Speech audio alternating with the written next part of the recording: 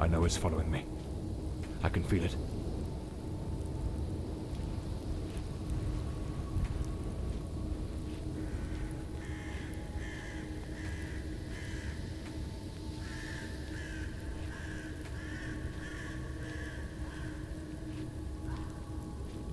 I shouldn't have taken such a risk.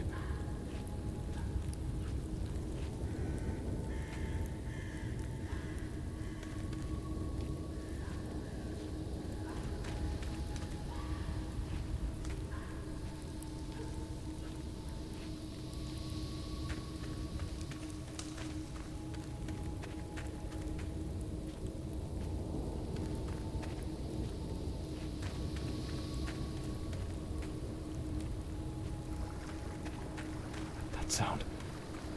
It's coming from the river.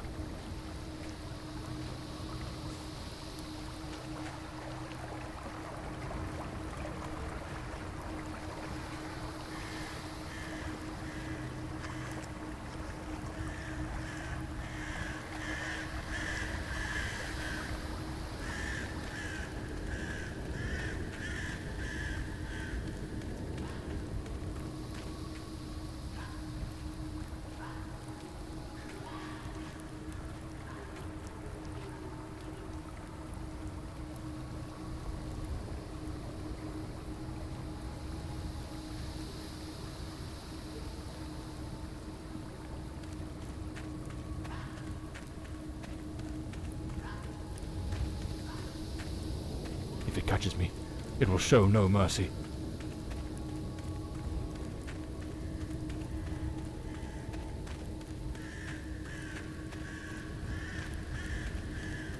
I know it's hidden somewhere in this forest.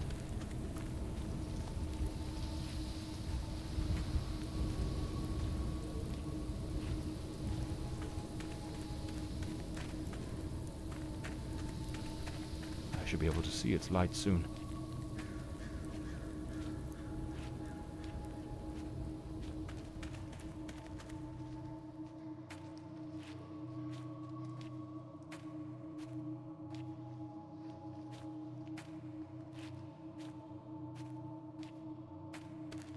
At last, I can gather my strength and plan how to face that monstrous thing.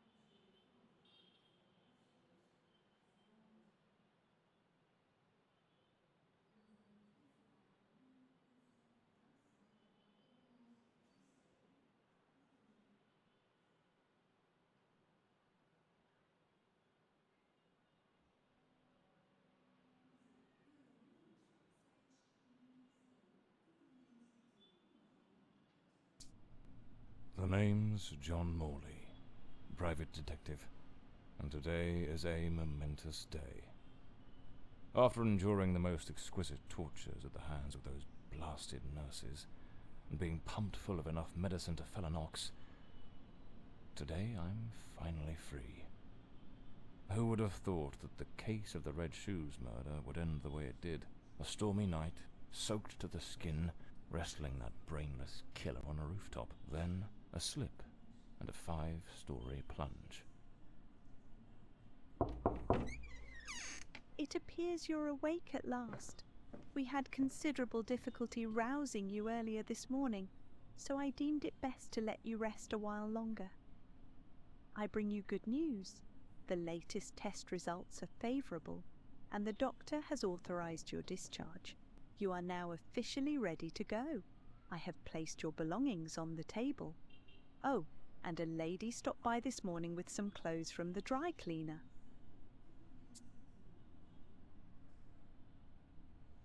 I've been having nightmares. The doctor has prescribed some medication that should help address any residual effects. This should assist in alleviating your nightmares.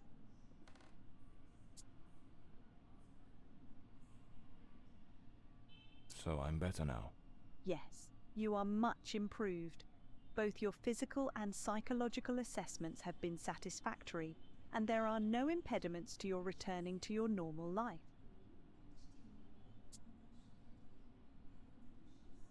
My belongings? I thought everything was already in the room. There are a few valuables and some coins we kept for safekeeping. They are in the box on the table. A woman brought my clothes from the dry cleaner. Was it Penny? I couldn't say. She arrived quite early, before my shift began. I've placed the garments in the wardrobe to keep them from getting wrinkled.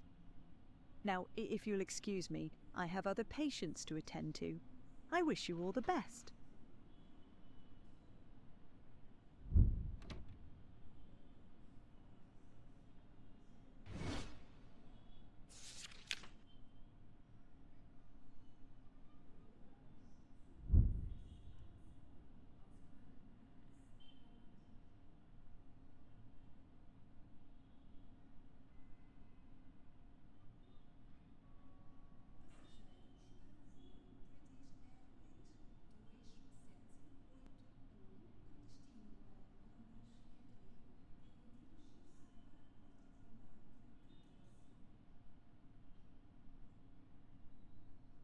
That's me, the bloodhound Morley.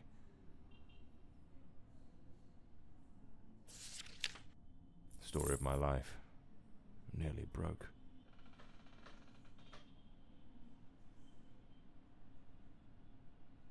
Blimey, it's nearly noon. I must have lost track of time in those blasted nightmares. I better get dressed. The hospital gown that ties in the back doesn't exactly scream professional. Blimey, what a fool I took onto that rain-soaked pavement. And to top it off, with that downpour, I ruined my best suit. But, well, that's all water under the bridge now, quite literally.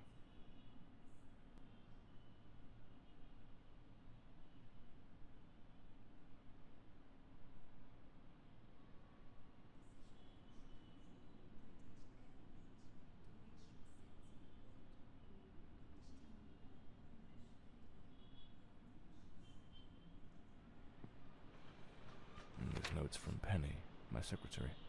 She must have left it here a few days ago while I was still under observation.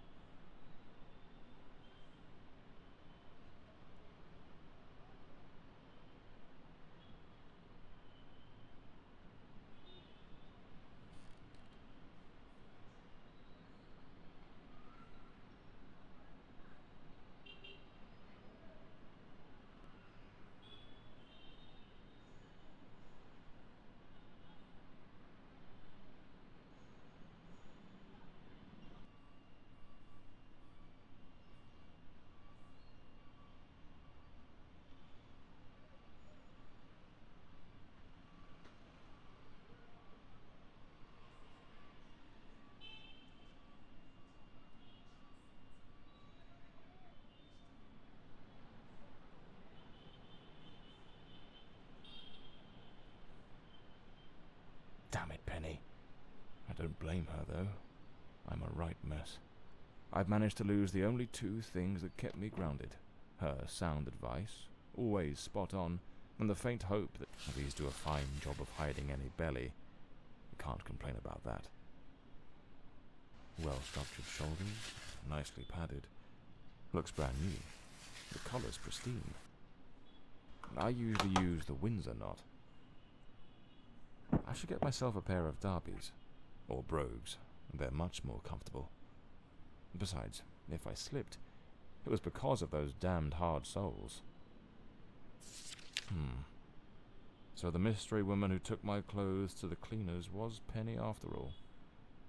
Seems she's still got a soft spot for me. Could there be a chance I might win her over?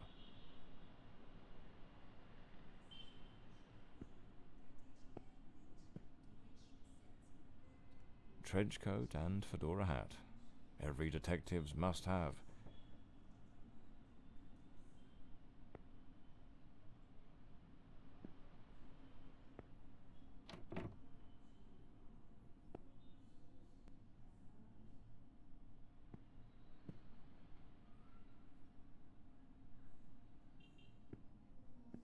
better hurry up. Just like Penny says in her note, I might have a new client this afternoon, and with the way things are going, I can't afford to let that slip away.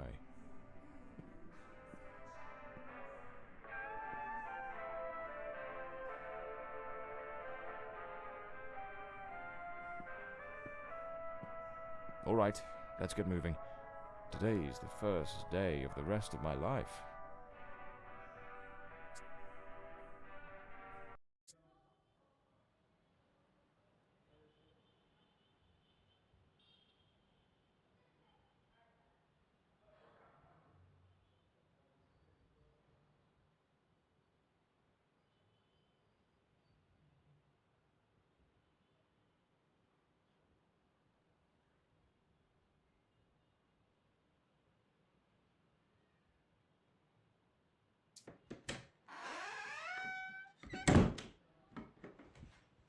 Back again.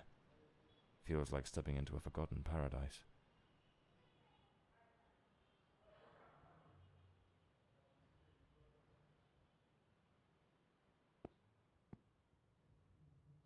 Everything's got that same old charm, and yet feels oddly new.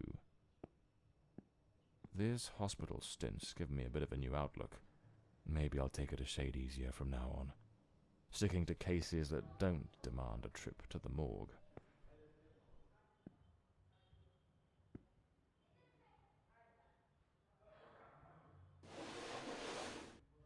Here they are, Penny's keys, just like it says in her note.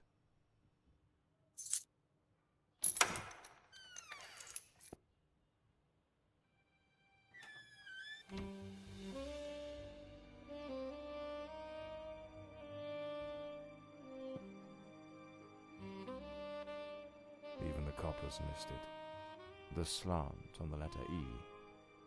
That's what gave away the typist in the black letters case. My files. Cases, clients, debts. Too many debts. Far too many. This case is worth its weight in gold. Everything you need for a portable lab. The umbrella with a bullet hole. Souvenir from the marksman case. Nearly lost my hat on that one.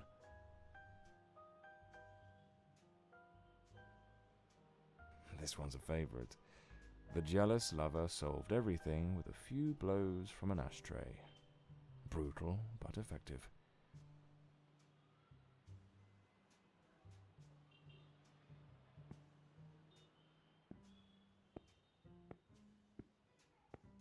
Penny's desk. I ought to give her a ring and try to sweet talk her into coming back. If this new client brings in some decent dough, maybe I could settle what I owe her and use a little charm to win her over. So this is Peter. That smug grin's got "Punch Me" written all over it.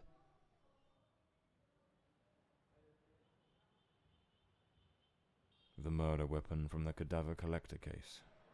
Nasty business, that one. The case of the Red Shoes murder. One of the most complicated I've faced. Finally. Case closed.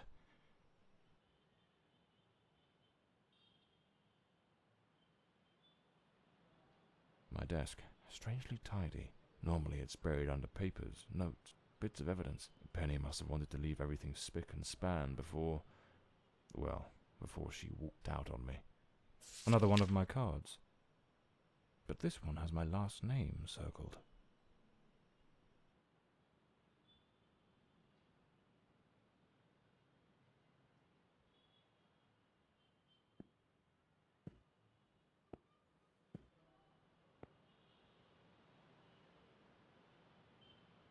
The drawer. It's locked. But there doesn't seem to be a keyhole.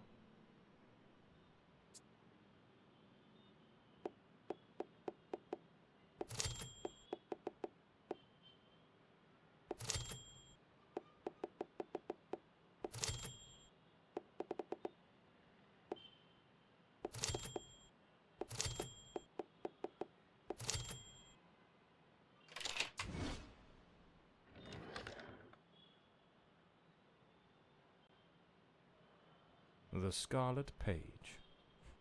I trust Penny didn't go snooping through my things while I was away. Oh, my apologies, madam. I didn't hear you come in. I was a bit distracted. Good afternoon, Mr. Morley. I trust your assistant informed you of my visit as promised. My apologies. I was rather engrossed and didn't notice your arrival. To whom do I owe the honour of this meeting? Lady Margarette Fordside, the 4th Countess of Bloomsbury. Lady Margaret, could you tell me what brings you here today? How can I assist you? I shall endeavour to be as candid as possible. 20 years ago, when my daughter was just 18, she was brutally murdered. It happened at our family estate, Bloomsbury Manor. Someone slipped into the house unnoticed, and upon reaching her room, delivered 5 fatal stab wounds to her chest, lungs, and heart. The police, eager to close the case, hastily blamed and condemned 2 violent thieves who clearly had nothing to do with her death. The investigation was closed, and justice was never served. I am prepared to offer you £30,000 if you take on this case, and a further £30,000 if you can solve it and bring the true killer to light. Tell me, Mr. Morley, will you accept this case? I understand your distress, Lady Fordside. But before I commit to anything, might I trouble you with a few questions? By all means, Mr. Morley. Ask whatever you must.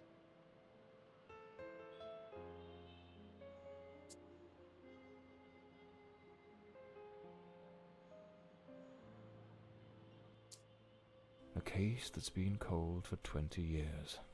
You certainly don't make it easy for me, Lady Margaret. What made you decide to seek out a detective now? For over 2 decades, I've fought tirelessly to have the case reopened, to prove that the real murderer escaped justice, but all in vain. Neither solicitors nor well-meaning police friends, nor even journalists hungry for a dark story have managed to uncover anything. Then one day, I read about your success in solving the case of the Red Shoes killer. Regrettably, I also learned of the unfortunate incident that left you hospitalized with grievous injuries. On the advice of your secretary, Miss Penny, I waited patiently for your recovery. And now, here I am.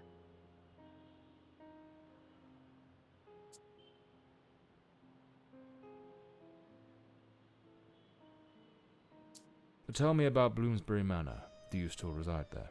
After Elody's death, I abandoned the estate. I couldn't bear to remain there, to live within those walls. Even now, when I visit the manor, it still feels as though I can hear her footsteps echoing through the halls, her voice humming that old melody, the delusions of an old woman who has mourned her daughter for far too long, Mr. Morley. No mother should ever have to bury her child. Should you accept the case, Bloomsbury Manor would likely be the best place to begin the investigation. I shall not impede your work, as I now reside at Bedford Square, in the heart of the city.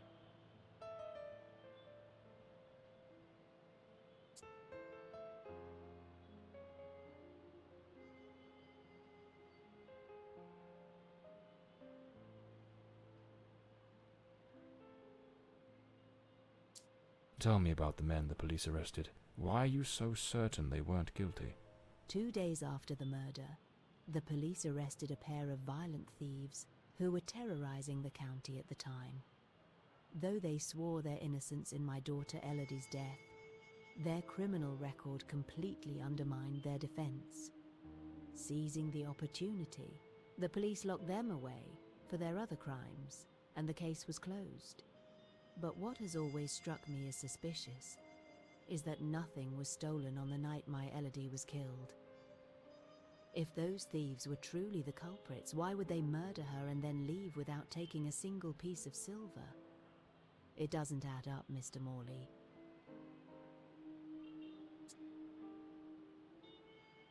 Tell me, were there any witnesses? Did anyone see or hear anything? It happened at midnight. The house was practically empty at the time, with only a few servants and a guest who was sleeping in the west wing. I was the only one who might have heard something, as my room was next to hers. Unfortunately, I had taken a sleeping draught and fell into a deep slumber. It is a decision I shall regret for the rest of my days. Well, I believe I have all the information I need to get started. I accept the case, and will begin the investigation immediately. I'm pleased to hear that. My butler will bring you the £30,000 tomorrow morning. Now, if you'll excuse me, I have matters to attend to. Once you uncover the culprit, contact me at once, and I shall promptly deliver the remaining £30,000. Please, Mr. Morley, unravel this harrowing mystery that has tormented me for so long.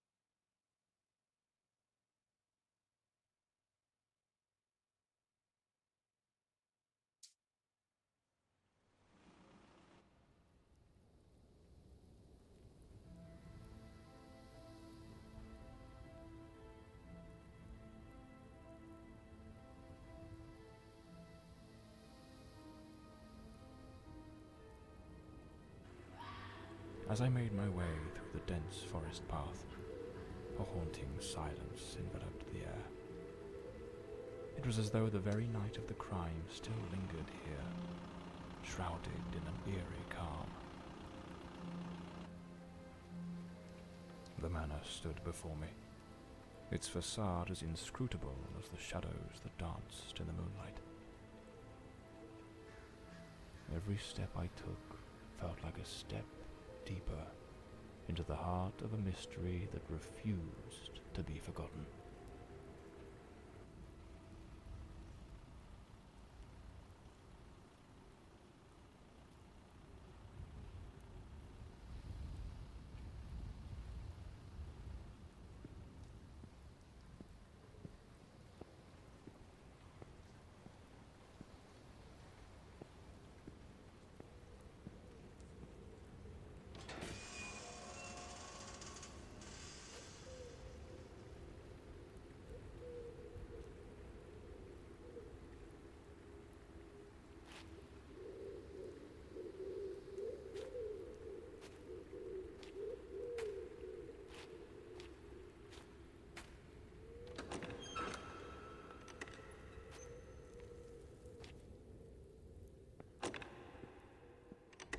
Not a sound. The stillness feels heavy, like it's hiding something.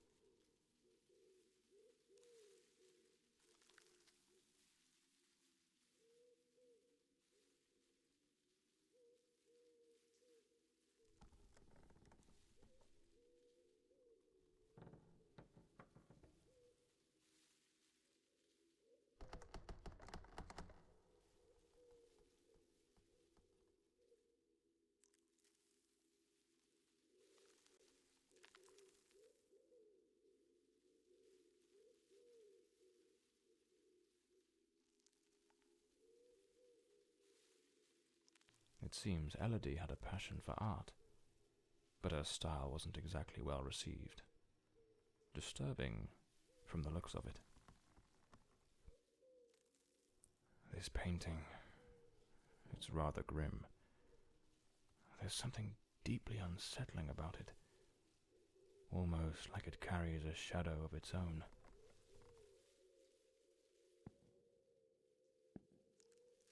The door's chained up with a padlock.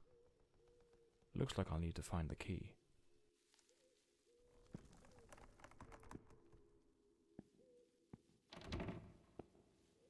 A blue moon, fitting for a place haunted by its own secrets.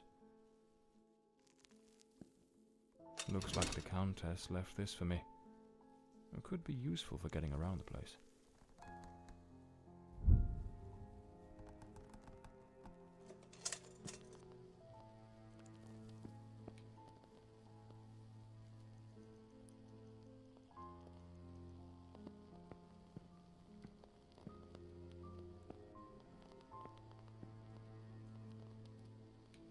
It seems Lord Fordside was a renowned sculptor, though his works were somewhat sinister.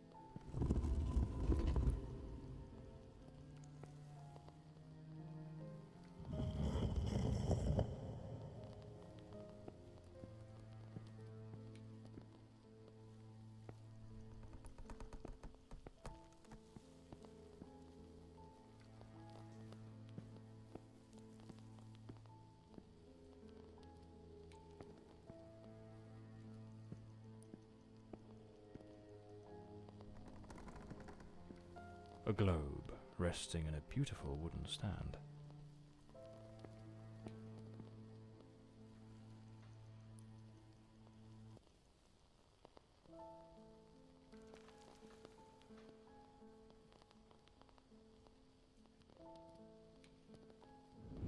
So, the housekeeper left a note for the Countess, asking her to meet here on the day of the murder. I wonder what truly happened during that encounter. Very well. Let's piece the events together, step by step.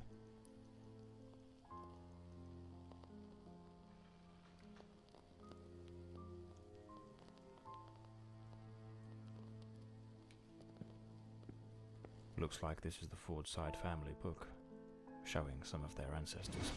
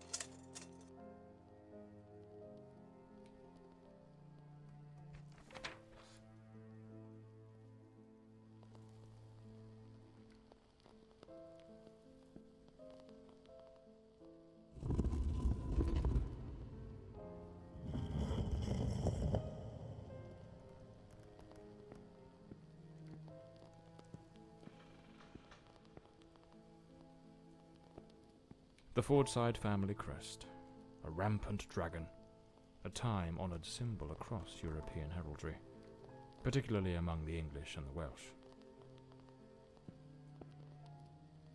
The lock has been concealed, but this door must open by some other means. Another painting by Elody. There's something deeply disturbing about her work.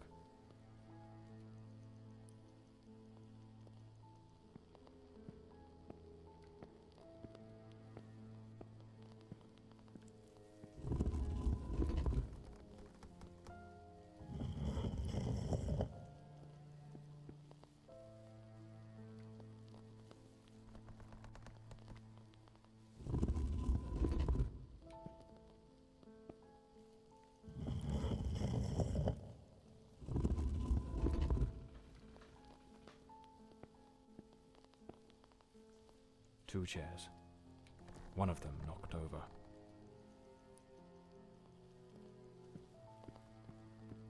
The housekeeper's cup is still here. Tea spilled across the table. She never got to drink it. An empty envelope. Did the housekeeper hand the Countess a letter? Lipstick stains. Same shade the Countess wore when she visited my office. Looks like someone arranged tea in the library that day. It seems they met here. But something went wrong during the conversation. I am very angry. After all these years of service, this is how you repay me? Walking away like this? I'm sorry, madam, but the situation has become unbearable. My bags are already packed.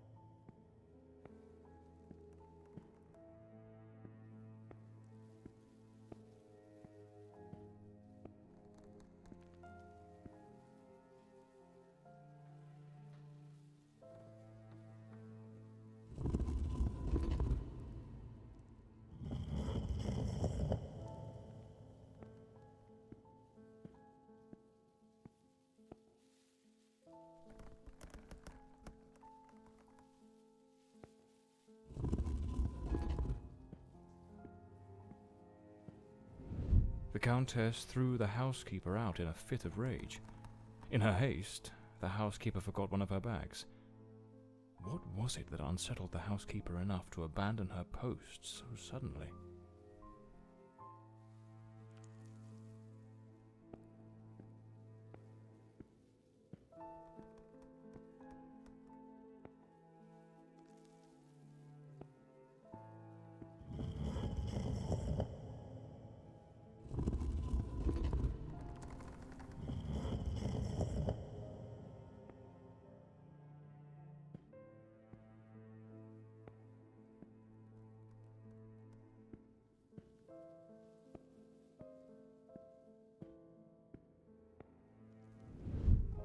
Lady Fordside, still seething, burned something in the fireplace.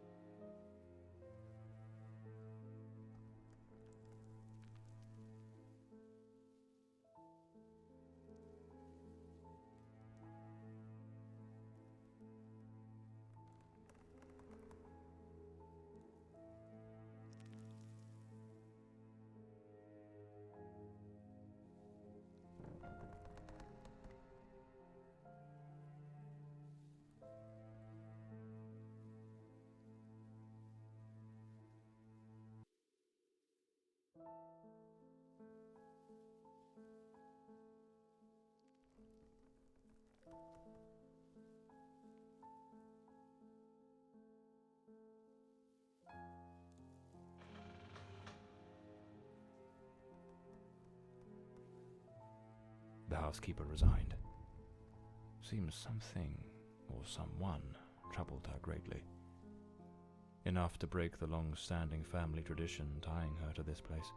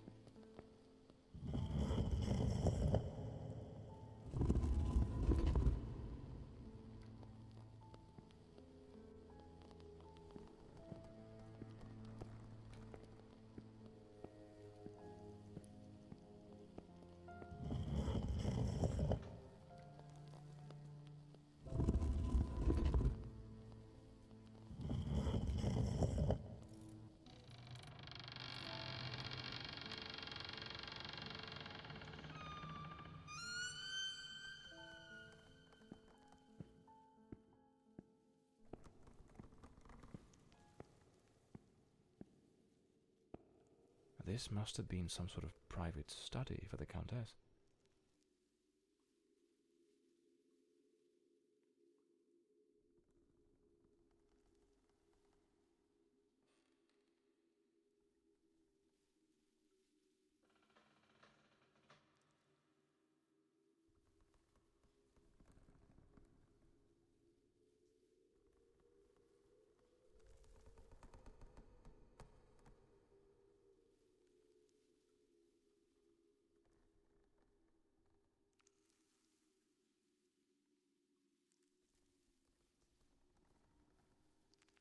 Elody was committed to a psychiatric facility.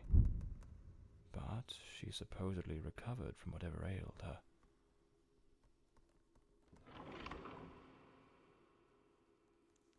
A British passport. Lord Fordside was undoubtedly a man of the world. An old pocket watch. It probably belonged to Lord Fordside, Lady Margaret's husband.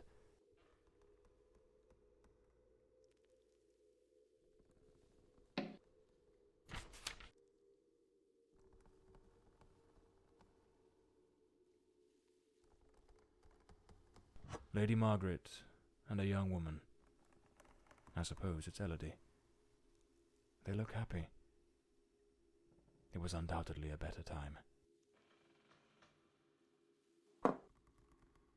This looks like the key to the main hall. Could be my way into the heart of the house.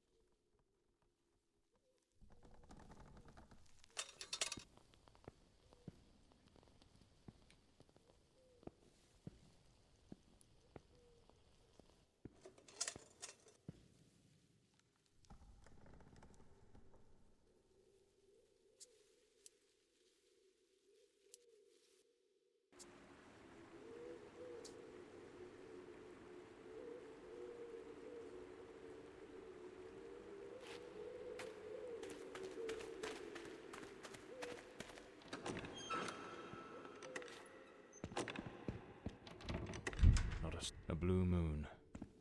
Fitting for... Looks like the Countess left this for me. I couldn't. So, the housekeeper left a note for the Countess, asking her to meet here on the day of the murder. I wonder what truly happened during that encounter. Very well. Let's piece the events together, step by step.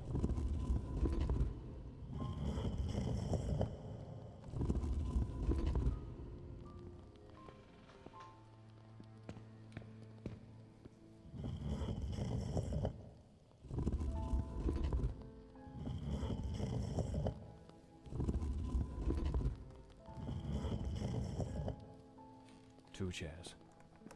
An empty and lipstick stains. Same shade the Countess wore when she visited my office. The housekeeper's cup is still here. tea spilled across the table. She never got to drink it. Looks like someone arranged tea in the library that day.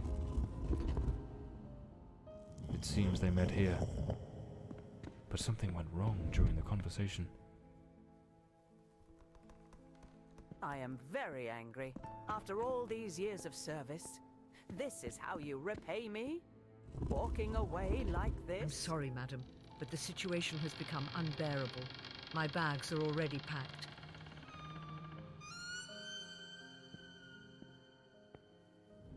The Countess threw the housekeeper out in a fit of rage.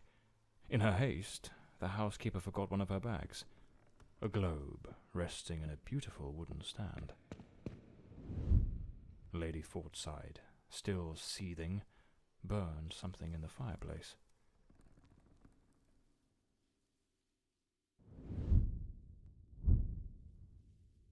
The housekeeper resigned.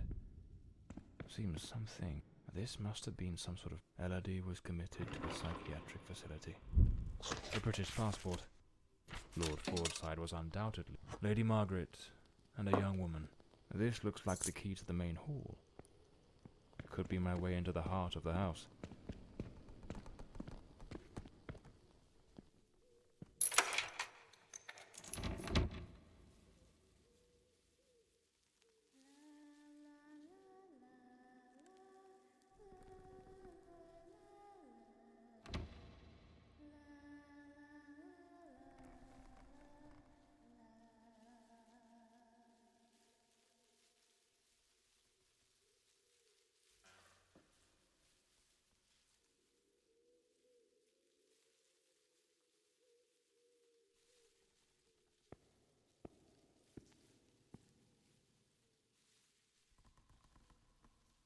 Here lies Elody. Rest eternally, beloved daughter, beneath the tree that once watched you grow. So this is where Elody is buried.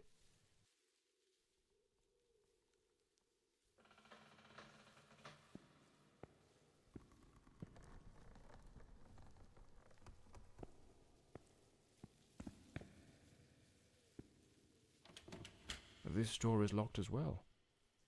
If the Countess wanted me to investigate, why didn't she leave the doors open?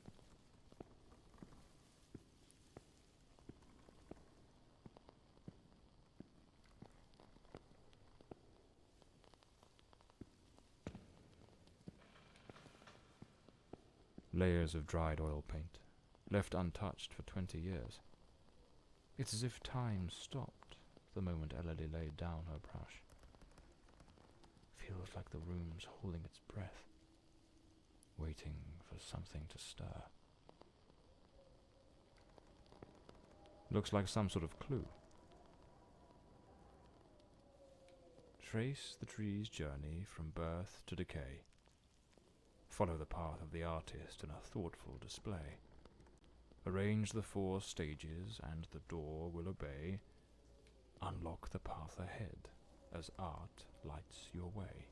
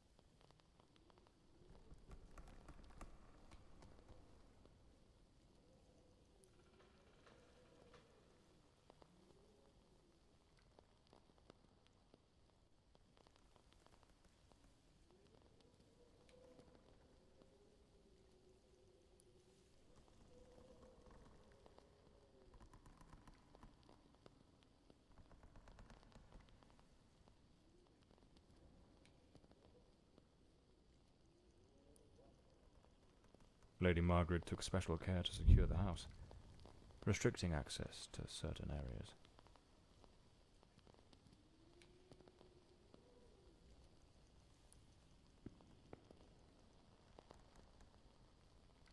This door appears to lead out to the back garden. Locked with a padlock. I'll need to find the key. A man with his back turned, watching a ship go down.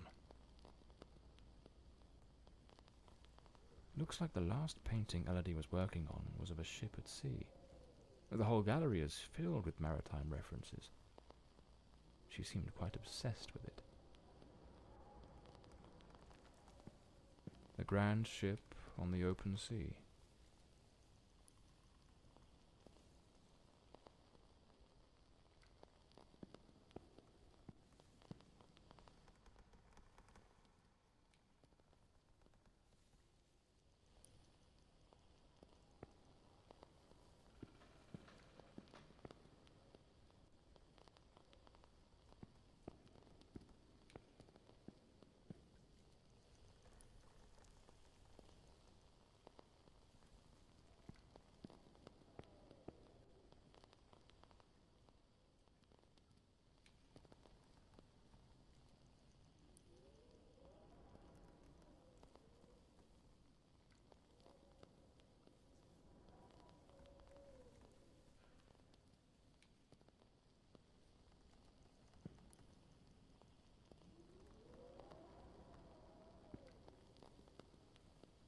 The sinking of a ship.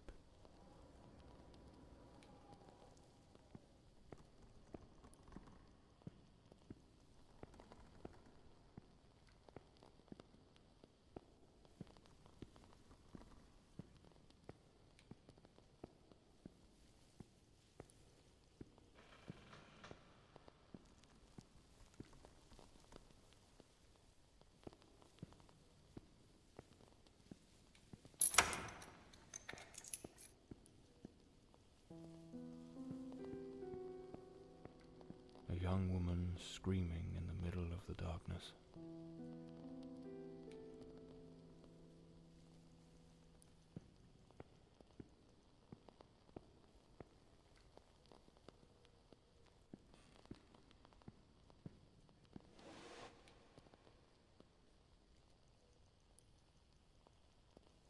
Some of these paintings are really dark and sinister.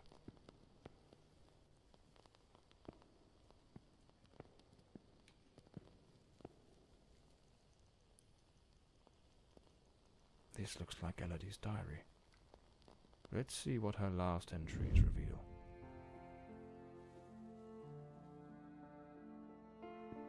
I'm absolutely over the moon. Walter has written to say he is coming. I met him at the Western Sanatorium, and we have grown so very close.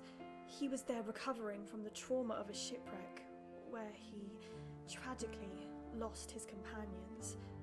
By sheer luck, he was rescued, but not before spending an entire year on an island living amongst the natives. He truly is an adventurer.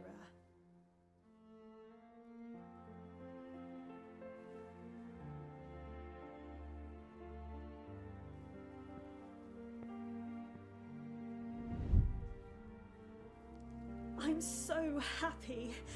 Walter has finally arrived. I must admit, I am utterly captivated by him.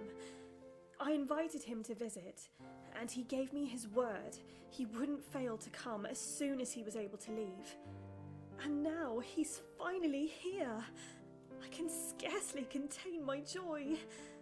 It feels as though all the darkness has faded away.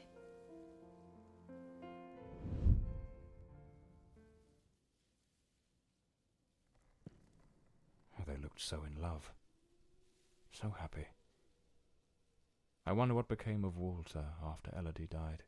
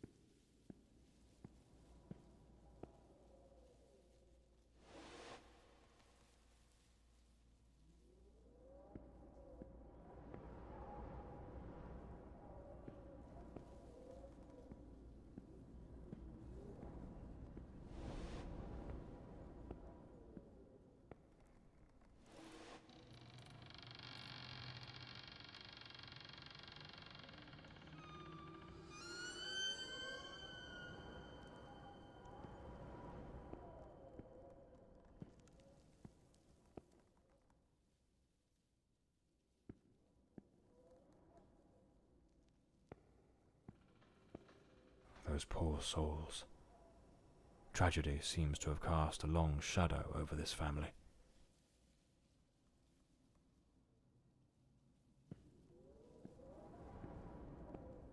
Looks like a commercial seaman's yearbook, listing ships and their crews.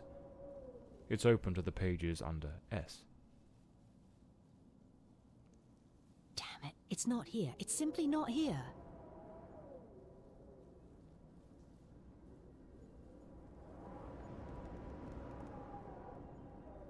This must be the Countess's handwriting. What was she searching for?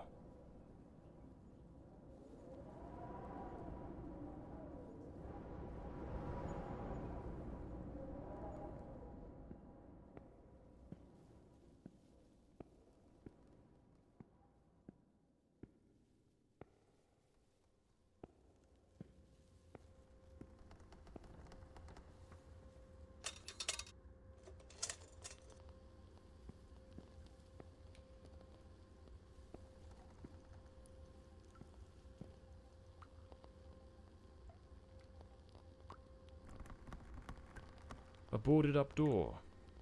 The access to the servants' quarters appears to be blocked for some reason.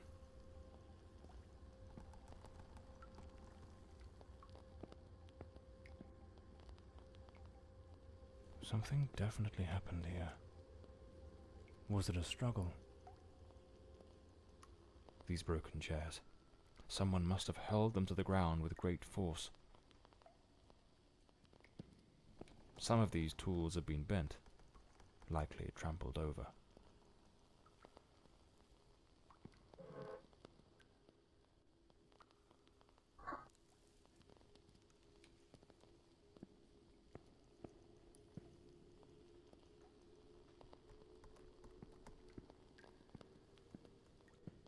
A silver knife is missing, and it's nowhere to be found. Likely taken by the same person who caused all this destruction.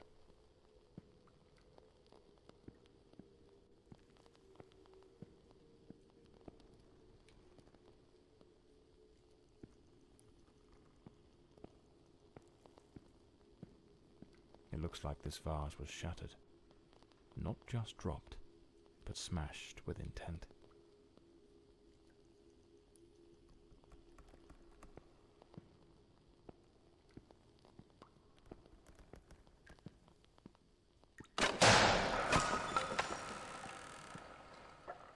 Looks like the crowbar is broken. A good way to motivate the staff.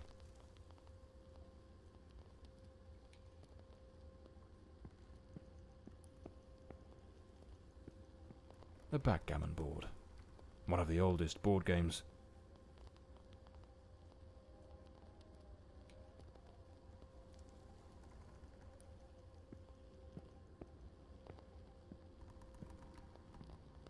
Miss Marva apparently knew her way around the tarot. What a dreadful spread, and what a chilling omen it revealed. Evil approaches. It will bring death, and lay ruin to the house and all who dwell within.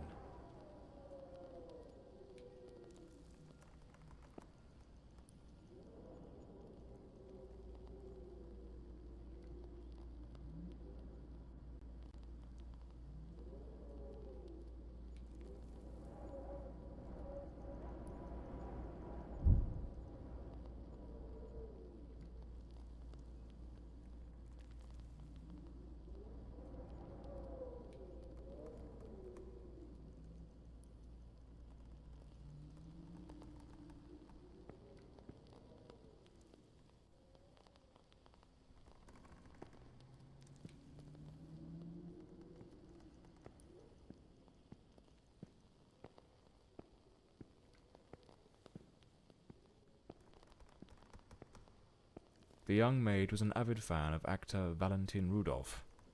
What a collection of posters from his films.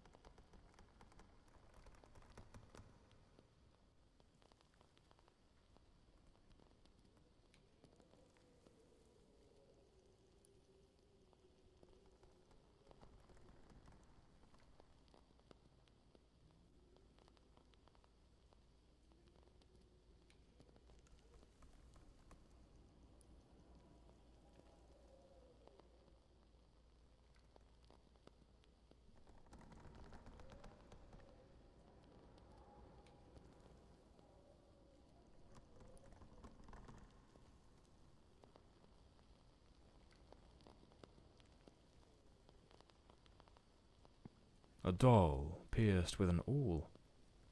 A warning?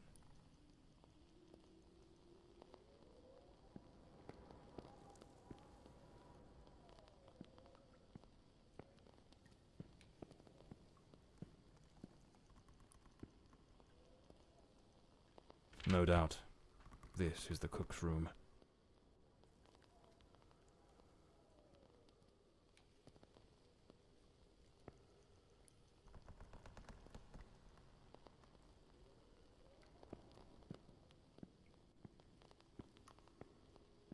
Lady Margaret, after the death of her daughter, dismissed the staff and left the mansion.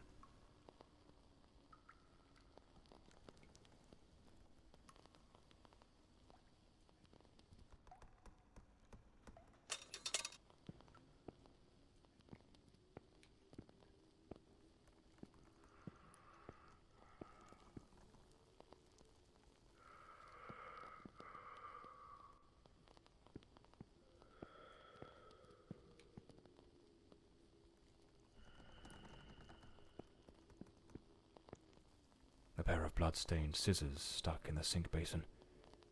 Deeply unsettling.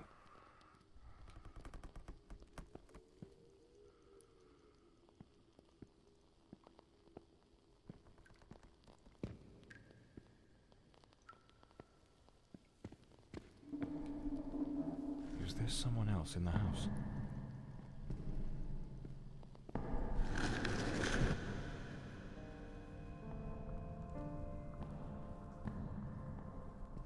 Who the devil is that man? He had a knife. I'm completely in the dark here. I don't think he saw me.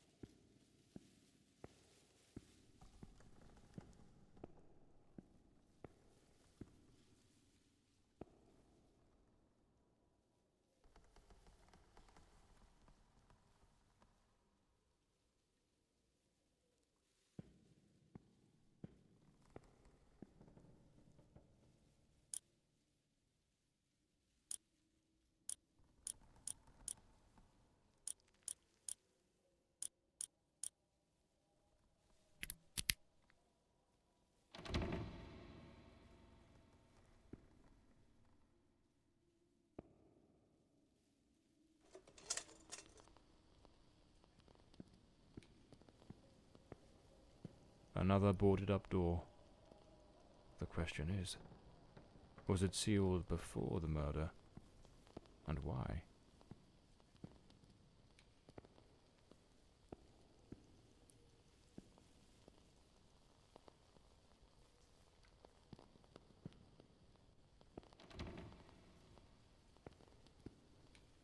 This must be Walter Brandon's room.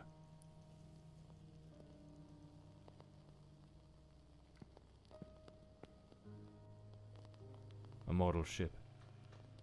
Mr. Brandon must have felt a deep yearning for the sea.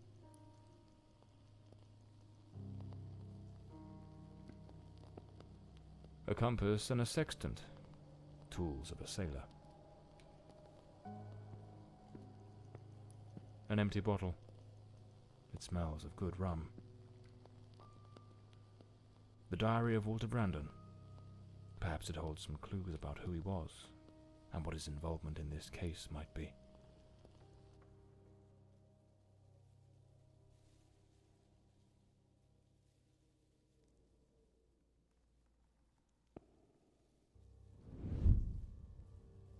am terrified that man has found me. I fear something dreadful is about to happen. Tonight as I awoke, I saw him, standing at the foot of my bed. I could not make out his face, but his knife, the gleam of its blade, shone in the darkness. I sprang up suddenly, determined to confront this stranger. Grabbing the heavy candlestick from the nightstand, I hurled it with all my strength. He vanished into the dark.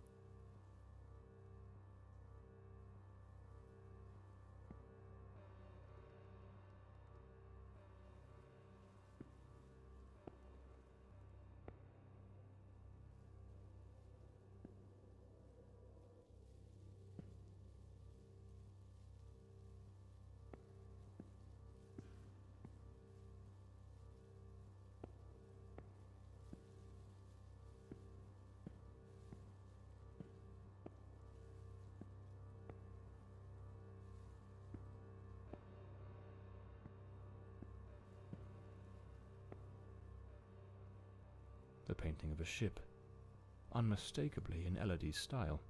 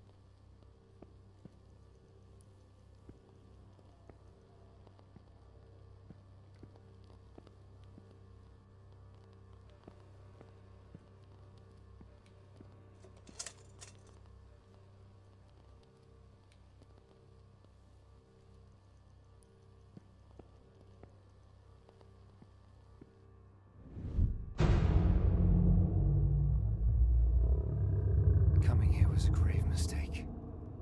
He has followed me, watching and lurking in dark corners, waiting to surprise me. I dare not tell Elody. She would think the one thing I dread most for her to believe. I see him again from the window, watching me. His long hair and beard obscure his face, and he still holds that knife. He means to kill me.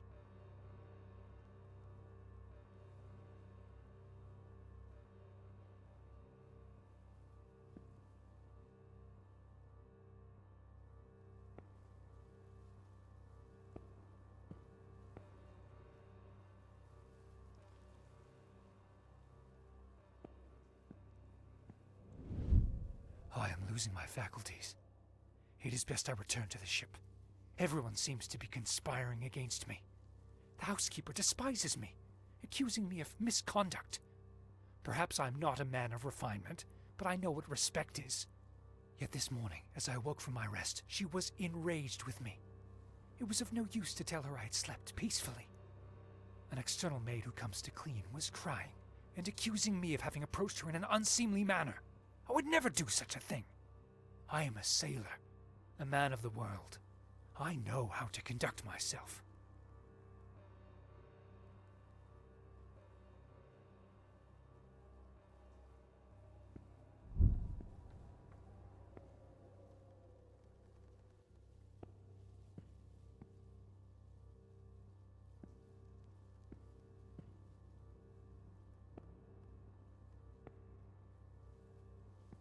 The last entry in the diary, dated the very night of the murder.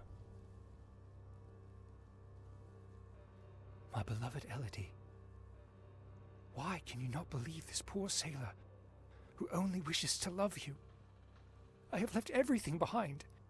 My ship, the sea, all my world, just to be by your side as you asked me to. Damn it. I can hear the man with the knife coming up the stairs from the hall. I need to hide. Walter was terrified. What in the devil was happening here? It seems this trunk was all Walter owned. I should take a look at it.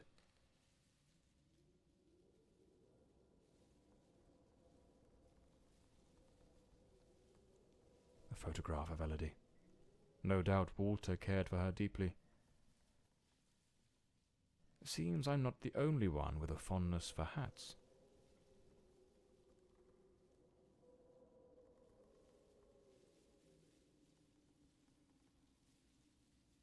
Looks like the key to the back garden.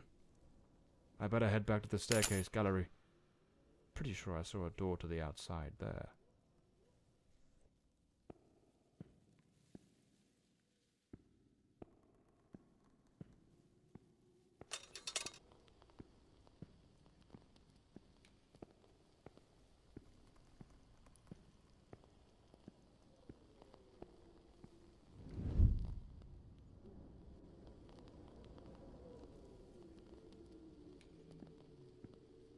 The killer likely fled through the rear door of the house.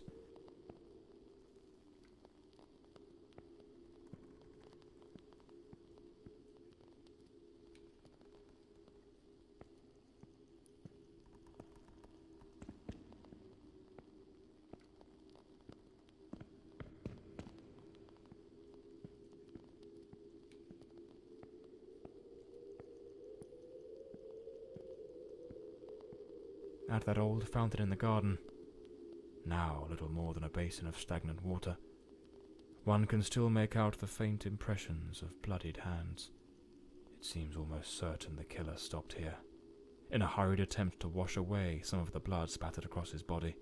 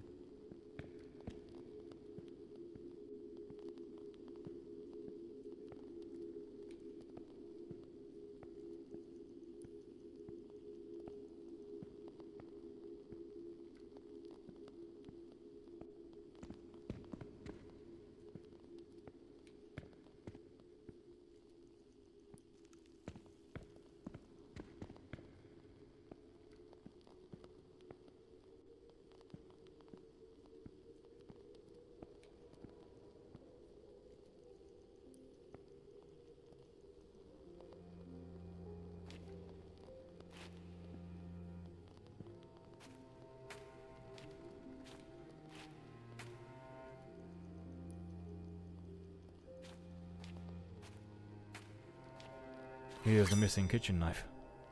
Undoubtedly the murder weapon.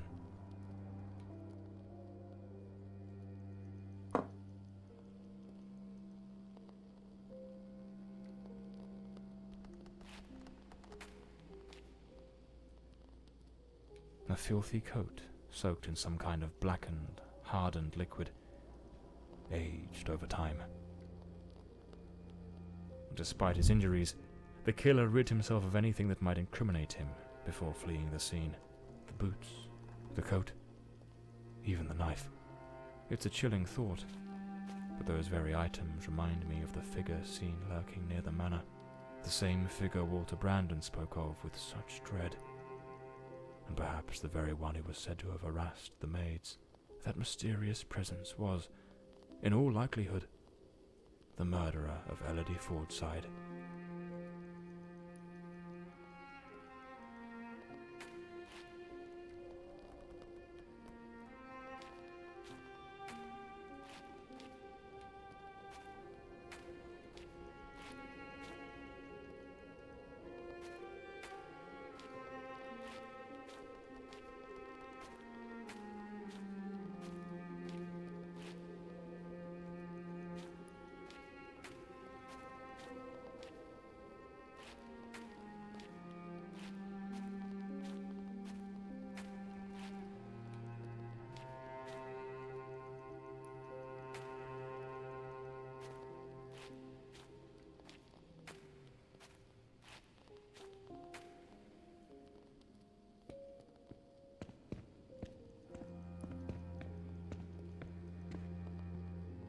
The gate still bears the macabre traces of that old tragedy, like a silent witness, pointing to the path taken by that murderous beast as he fled.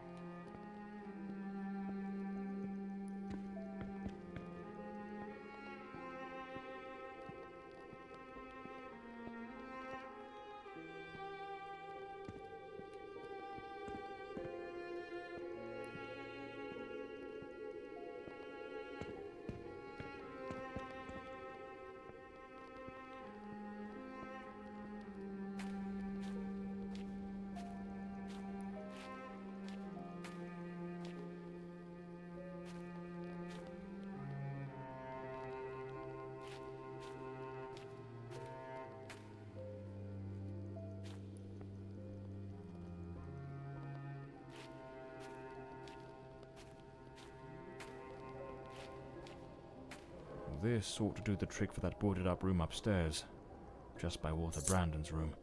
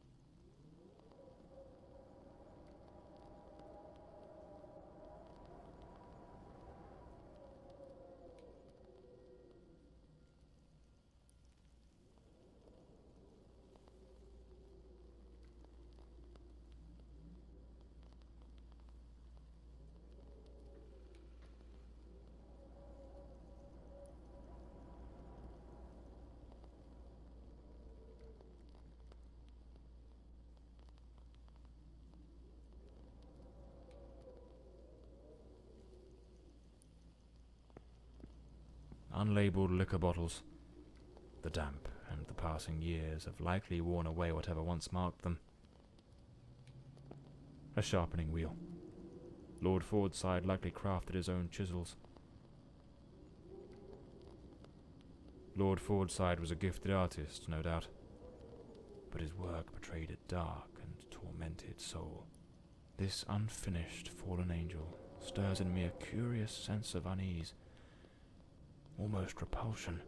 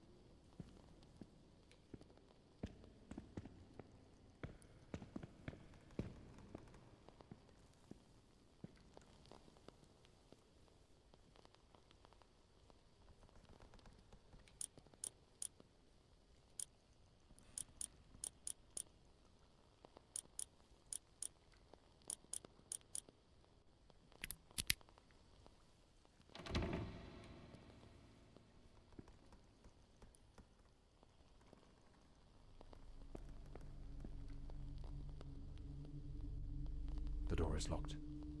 I'll need to find the key.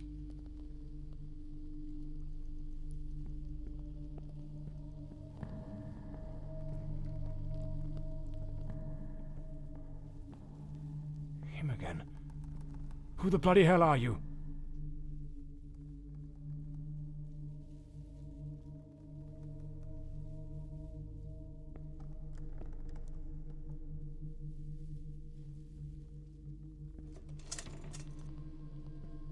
This room looks like it belongs to a woman.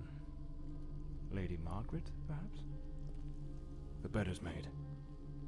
The Countess hadn't yet gone to bed on the night of the murder.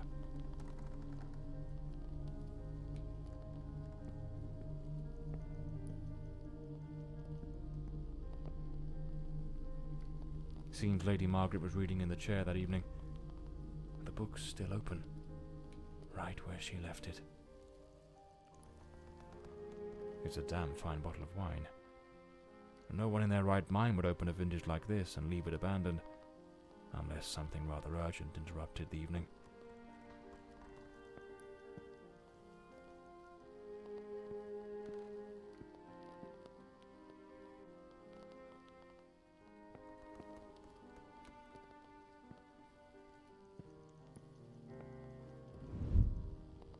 This is a nightmare.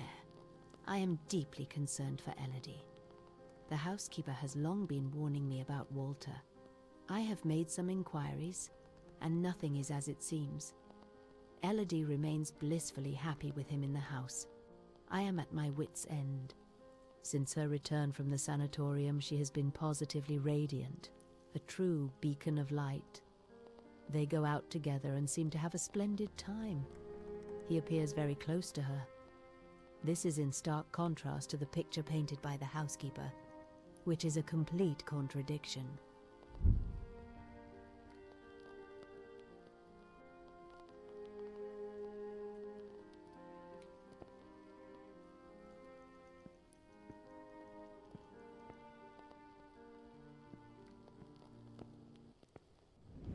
Last night I heard him scream. He seemed to be in the throes of a panic attack. I approached on tiptoe to the guest quarters, and then suddenly I was struck with terror. An insane, maniacal laughter echoed through the night. It did not sound like him. The following morning, Walter and Elody went out to sail on the pond. Everything appeared normal, and he was the most charming he has ever been.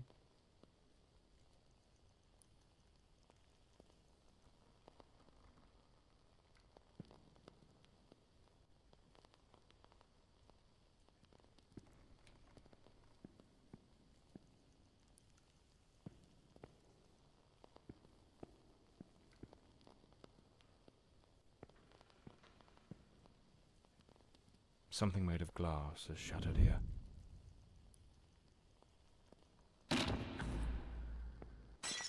Oh my God, what is that noise?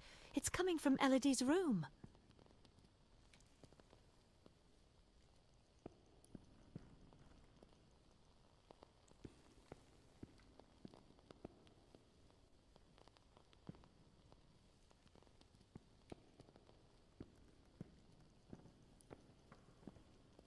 I should finish gathering all the clues from the Countess's room before exploring other parts of the house. The fireplace tools, all knocked over on the floor, and unless my eyes deceive me, the poker appears to be missing. Oh my God, Elody! Lady Margaret, quite agitated, grabbed the fireplace poker and rushed toward Elody's room.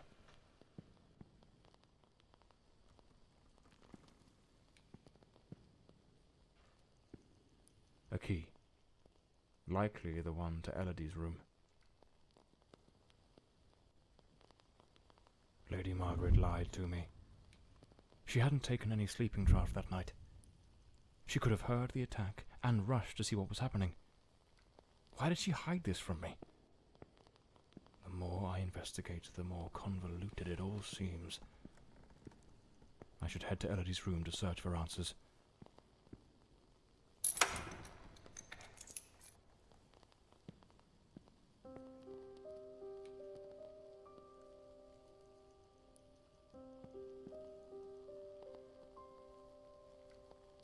A pool of dried blood. There's no doubt now. This was the scene of the crime.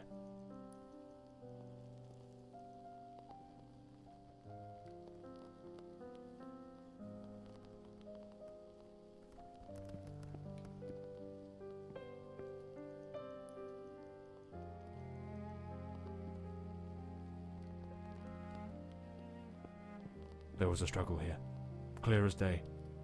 Not a clean break-in. The killer wasn't subtle. Photograph of Lady Fordside and Walter Brandon. If my memory serves me right, it looks like it was taken at Westland Asylum.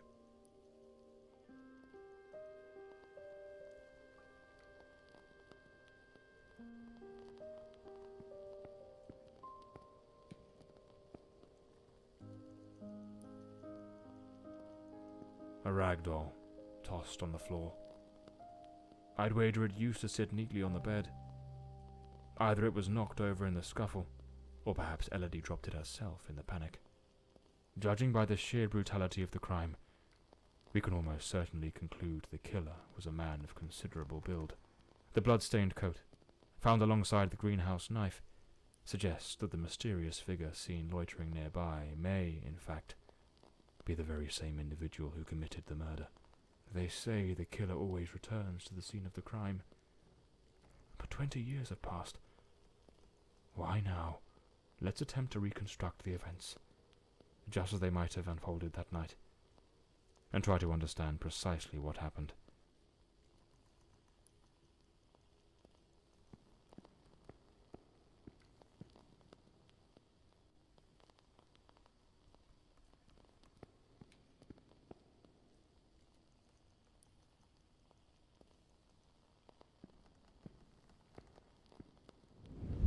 A teacup on the bedside table. Elody must have lain down that night, perhaps already drifting to sleep.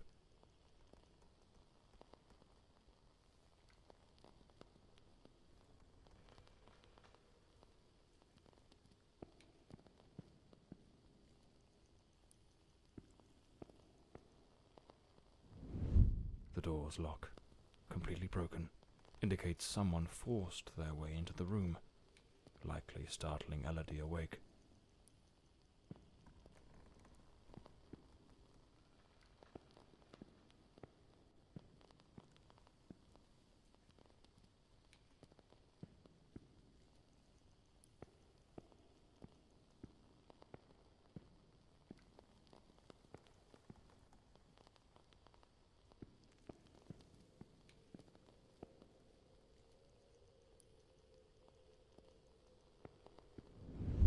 Elody tried to flee, but the killer cornered her near the vanity. She lost her balance and fell, breaking the dresser and chair.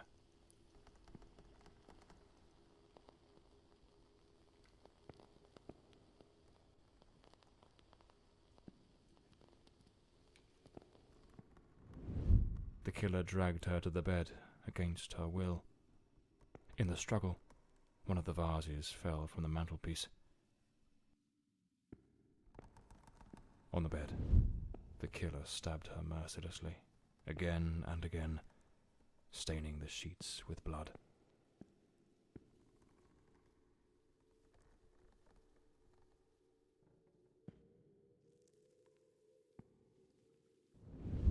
That's when Lady Margaret arrived, striking the killer with the fireplace poker, knocking him away from Elody.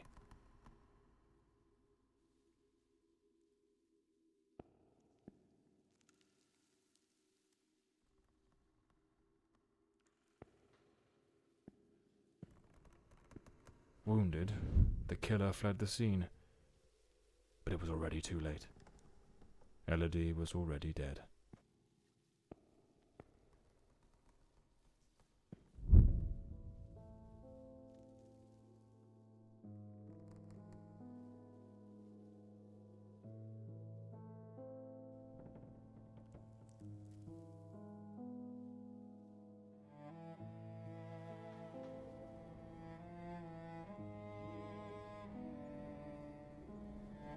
The old Bloomsbury mansion.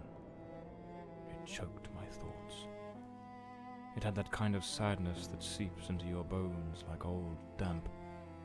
and that sudden abandonment, so clear before my eyes, looked like a sinister time capsule.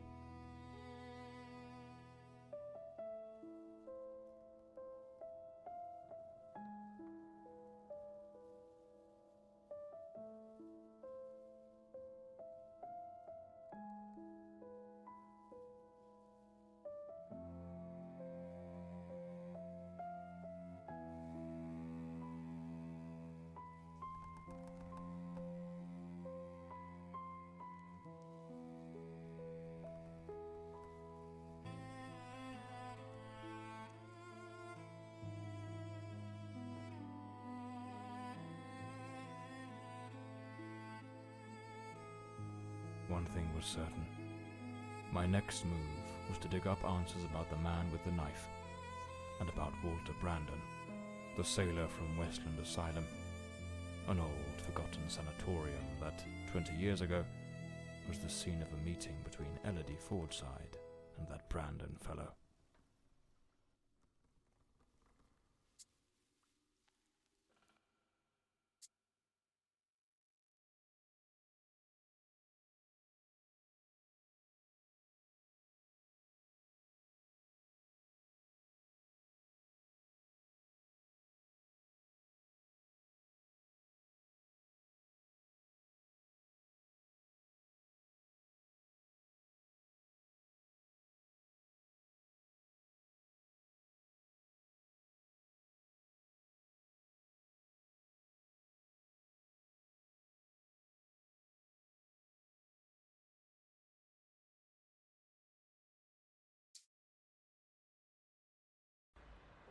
It was an ungodly hour when my battered car crept along the winding, shadowed road leading to Westland Asylum.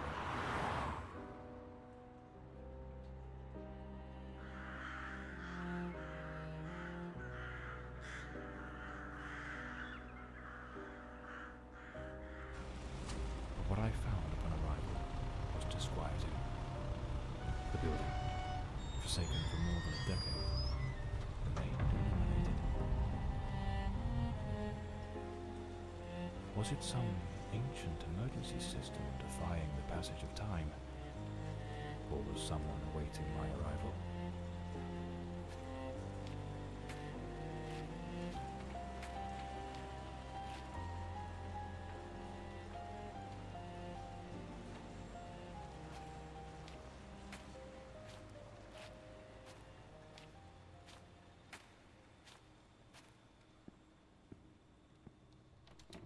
The front door, sealed shut. As expected. Nothing's ever straightforward, is it? I'll have to find another way in.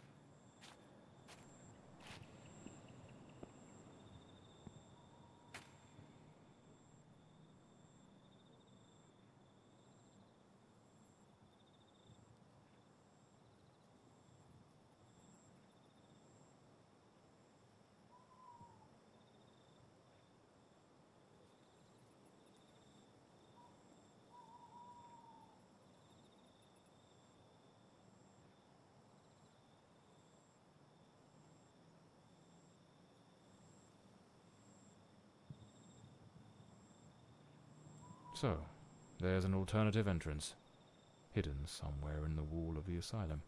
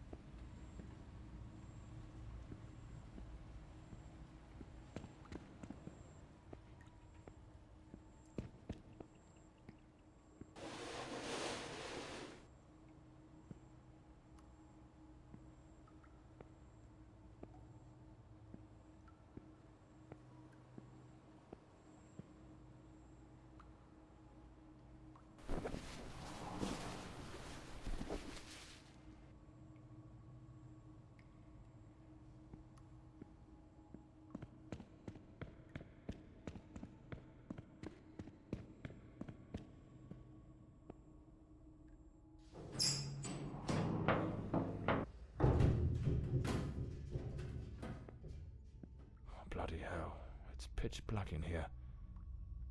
Looks like I've stumbled into what could be the kitchen.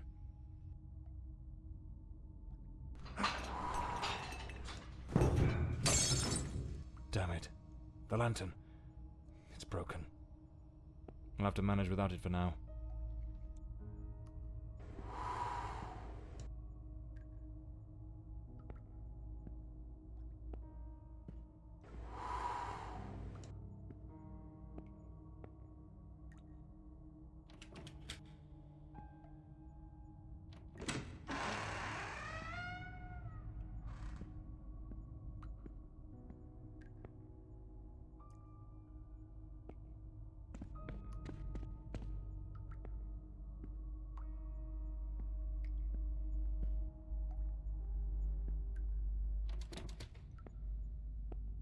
Some of the rooms are completely trashed.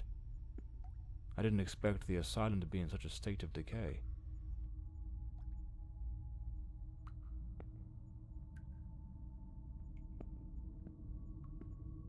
A bloody handprint. Someone injured must have leaned against this wall.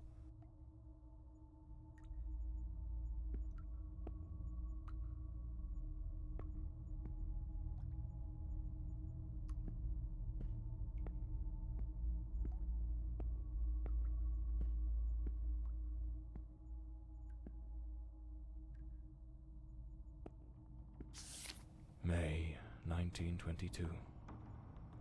This letter was written half a year before Elody's murder. It's possible she was still a patient here at the time.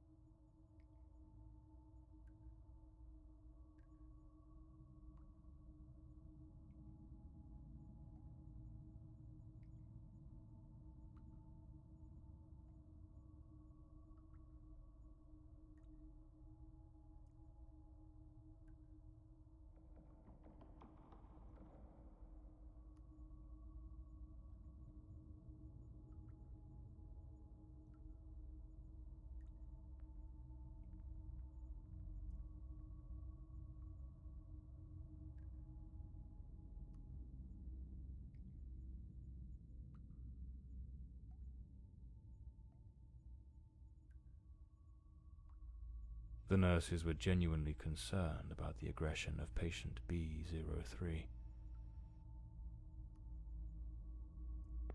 Westland Asylum was a top place in its good old days.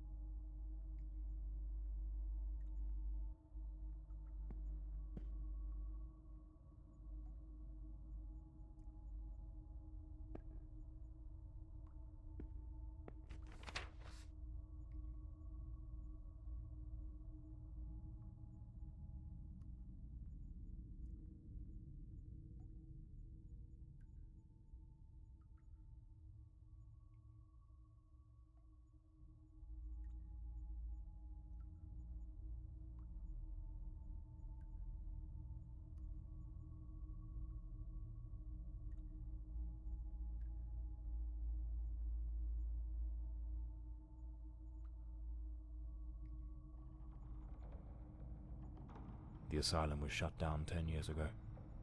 Judging by the state it's in, they probably had no choice but to close it due to the building's condition.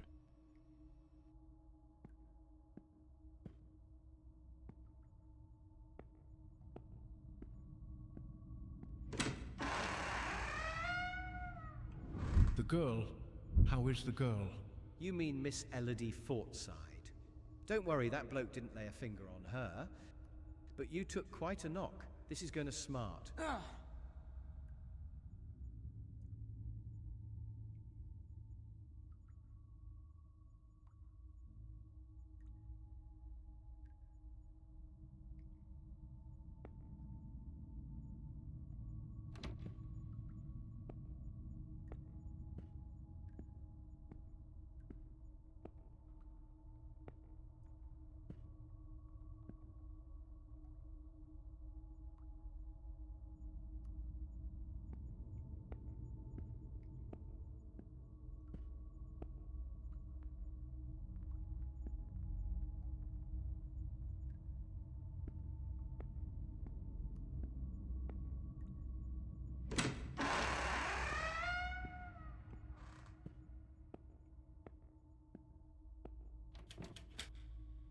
It's locked. Without the key, I won't be able to access the upper floors.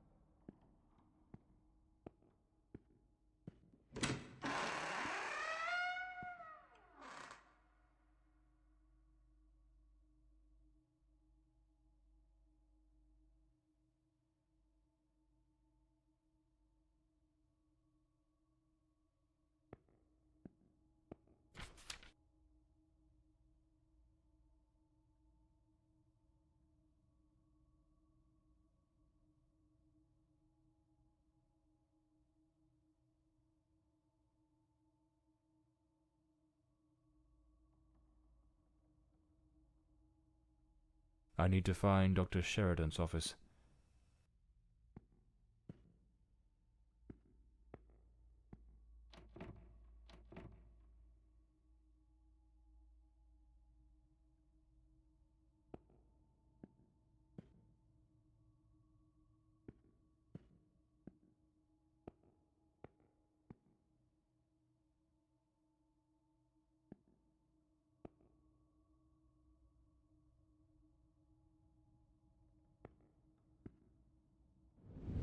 We must formalize the admission of Miss Elody Fordside.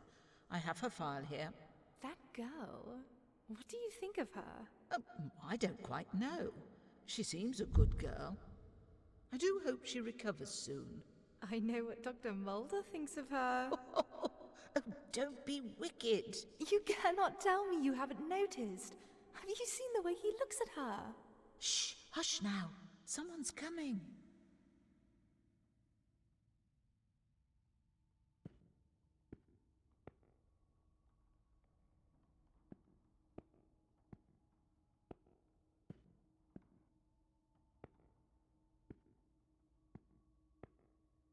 This file cabinet is now empty.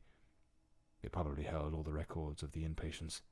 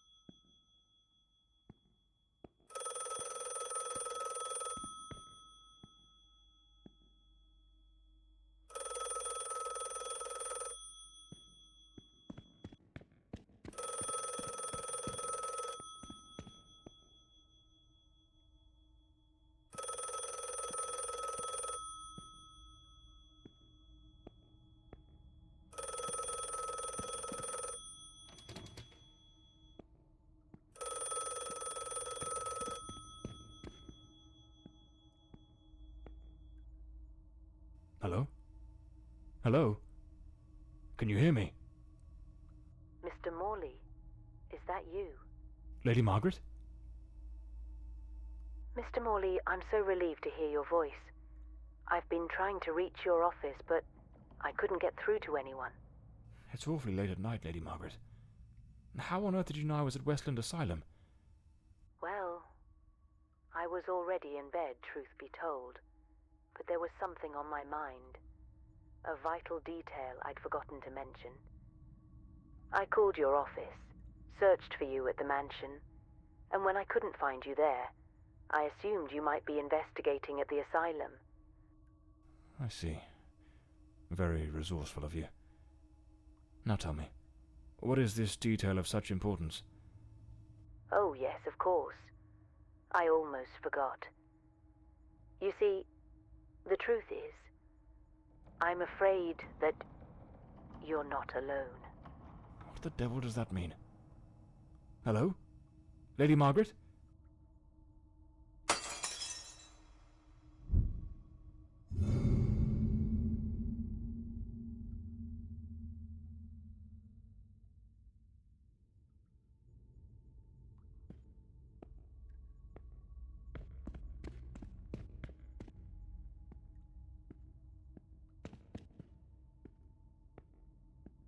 Is someone there? Damn it. I've got a bad feeling about this.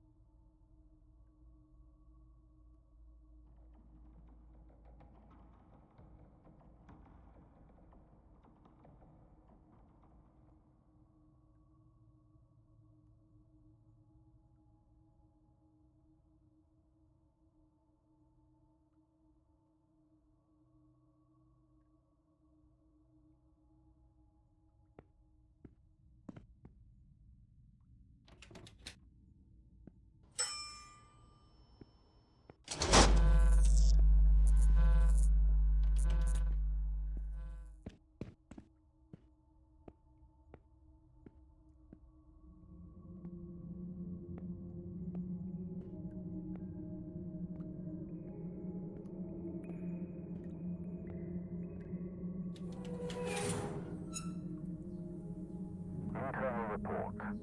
Patient B03, identity unknown. Male, early 30s. Admitted after being the cause of a series of violent incidents. The patient exhibits a disturbing duality. Episodes of unprovoked, nearly superhuman aggression, displaying raw, overwhelming physical force, and subsequent plunges into an eerie, profound apathy. His faculties appear suspended during these lulls, leaving him in a state of unnerving inertia. Due to the unpredictability of his violent outbursts, he remains confined within a reinforced cell. Treatment involves high doses of sedatives, potassium bromide or morphine, and a regimented course of electroconvulsive therapy, alongside stringent restraints, such as an anti-biting mask and, if required, an iron muzzle. Ongoing monitoring is maintained.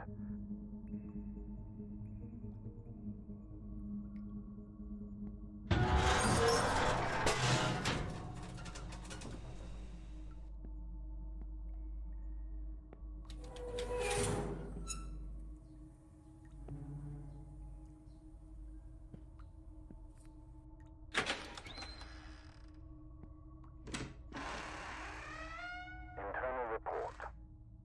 Patient B02. Mr. Norbert Clark, 45, from Sanderson, is a persistent pyromaniac whose actions have repeatedly endangered both property and life. Despite his seemingly frail build, he harbors an alarming compulsion for fire setting, a tendency exacerbated by intermittent episodes of disorganized thought and incoherent speech under duress. His unsettling, fixed gaze suggests the planning of covert schemes, amplifying his threat. To mitigate risk, he is isolated in a secure cell, thoroughly cleared of flammable materials. His management includes a regimented program of sedatives and antipsychotic medications to stabilize his manic and schizoid symptoms, with vigilant oversight maintained.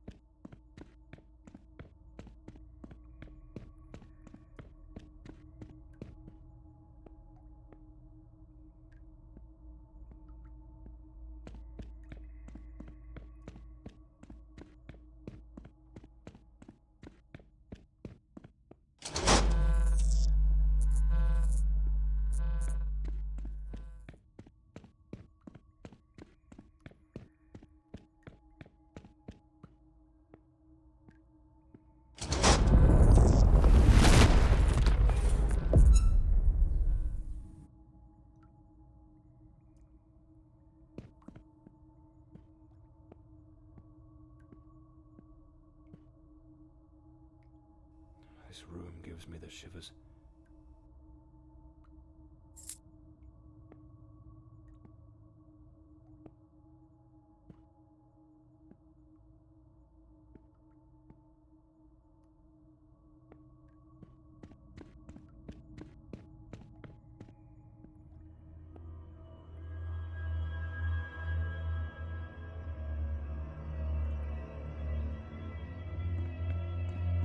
I need to hide. Quickly.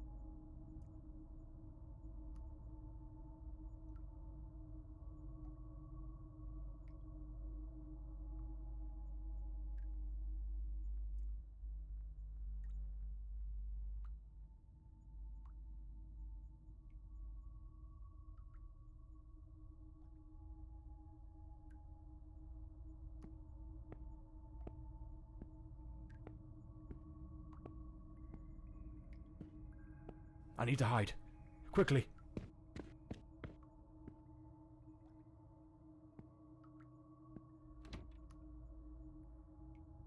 I can't hear it. Could it be gone?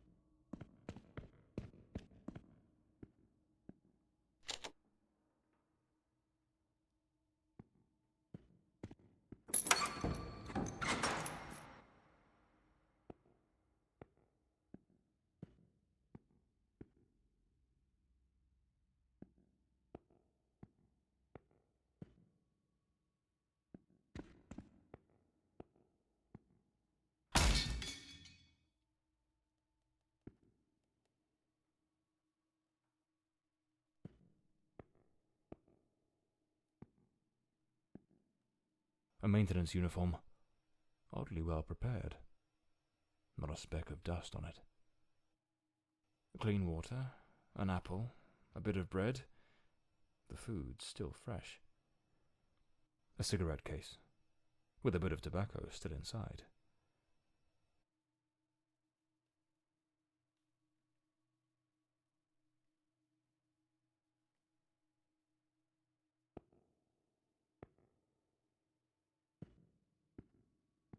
Looks like someone's been coming through here. Perhaps this is what Lady Margaret meant in her call. Or was she trying to warn me about something else?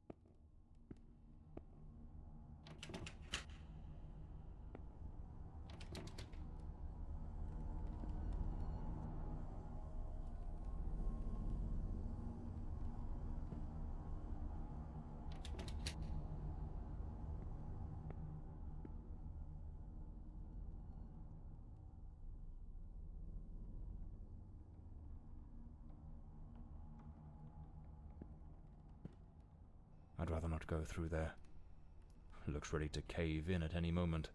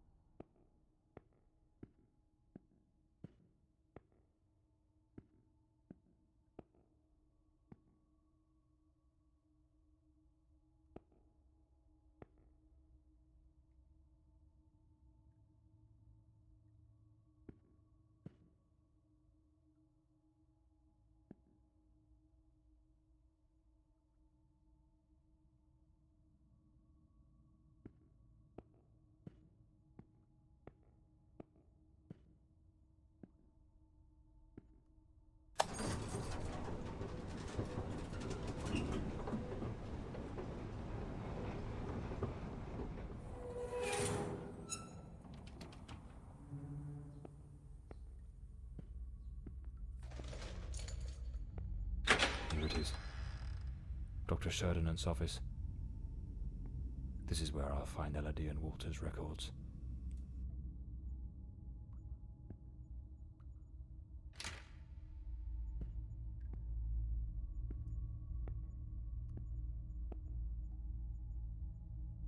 Nothing of interest here.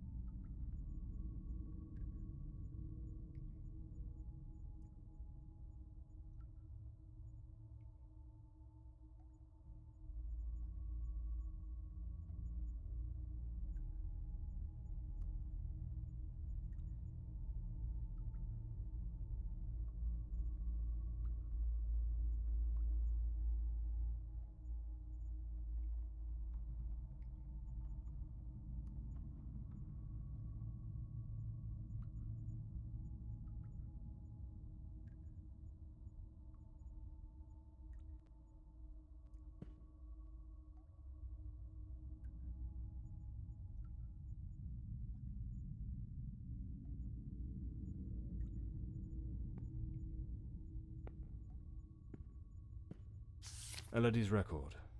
Patient at the sanatorium.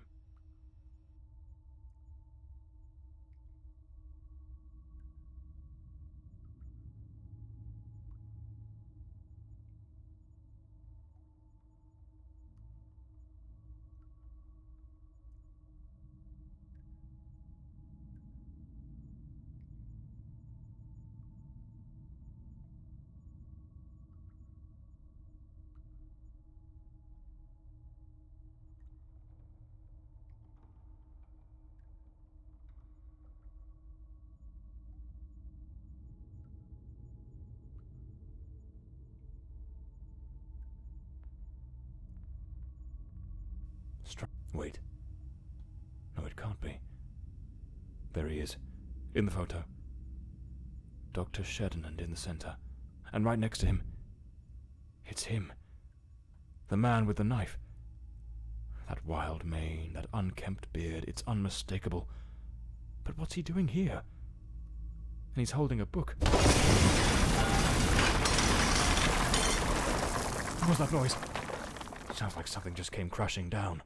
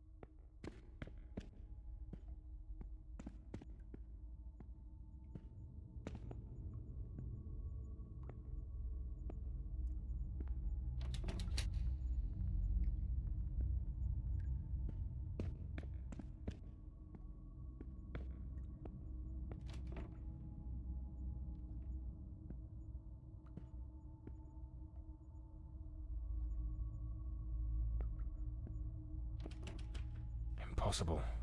Locked as well.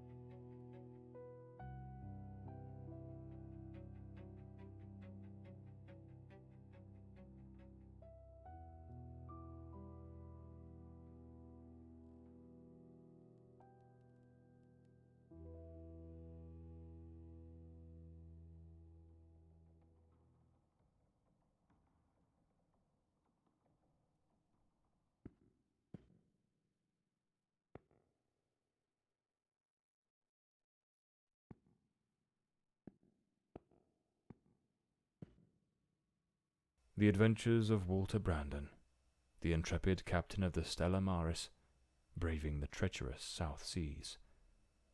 What in the devil does this mean?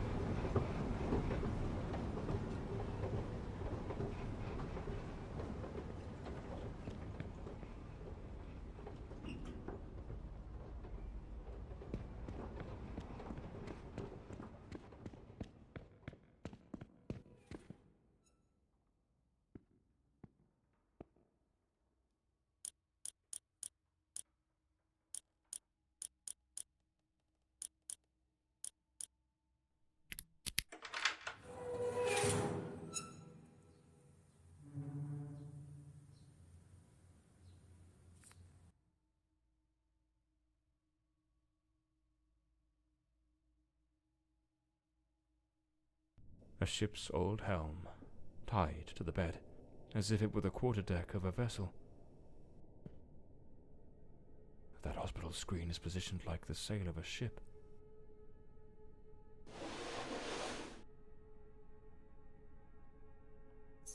This must be the key to the attic. Let's see where it leads.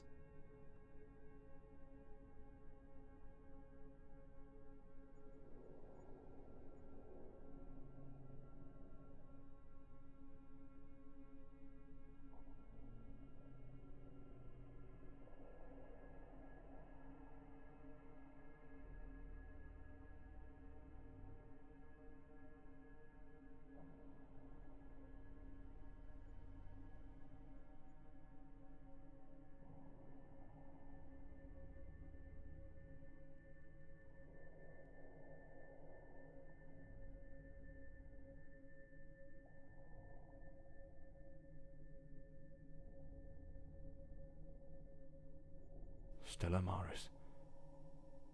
That was the name of the ship captained by Walter Brandon. This room is the room of a madman. The entire space is arranged as if it were the deck of a ship. Did that man truly come to believe he was a character in an adventure book?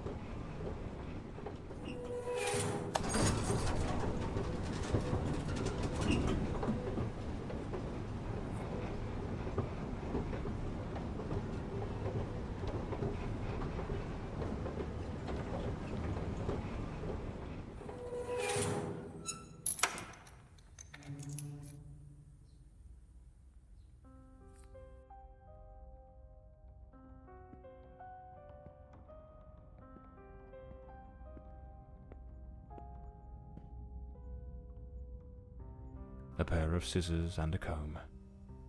Elody put in real effort to make him fit the mold of her ideal hero.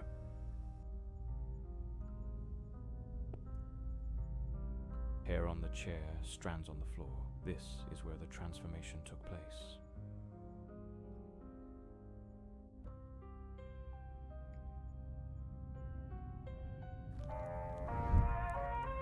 She remade patient 1365 in the image of her most secret longings.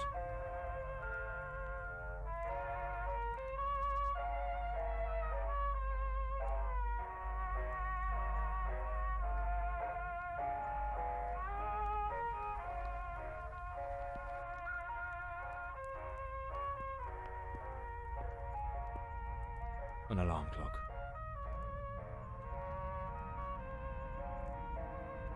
Most likely, they used it to slip back to the second floor before anyone noticed they were gone. Every detail planned to perfection by Elody. Their secret hideaway. Like two reckless teenagers, they started a romance, hidden from the prying eyes of doctors and nurses. For a while, they managed to keep their affair in the shadows, far from the eyes of doctors and nurses.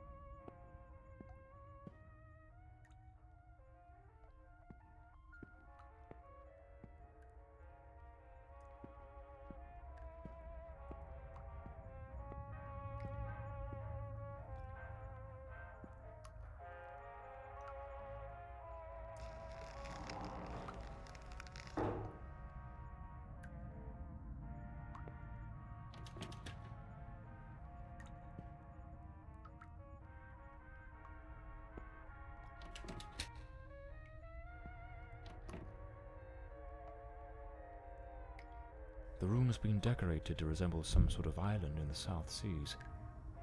Of course, I should have guessed. She pulled him into her world.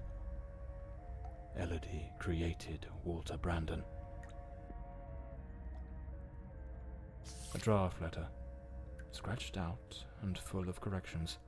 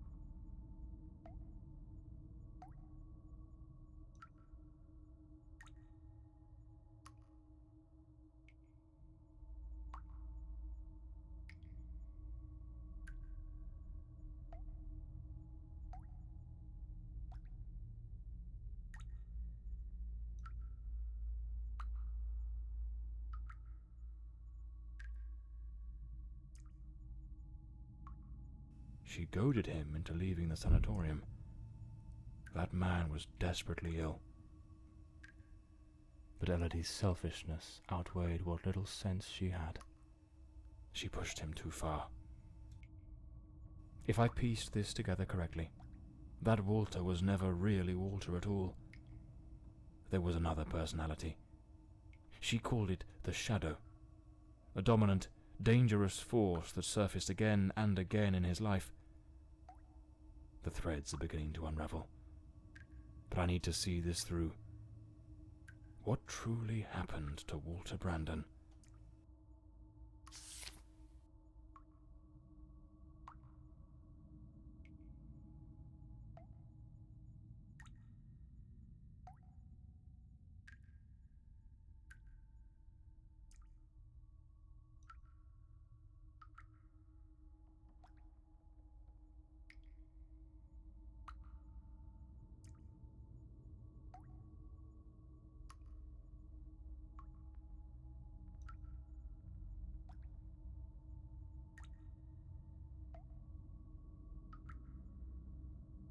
this letter.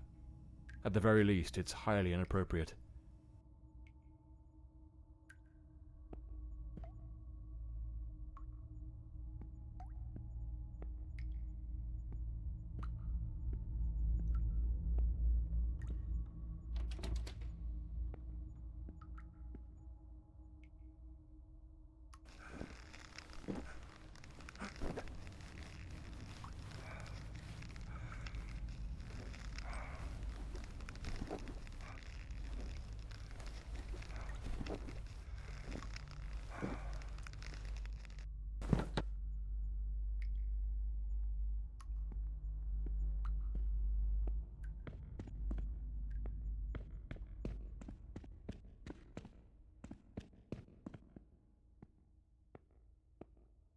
Powerful drugs for depression.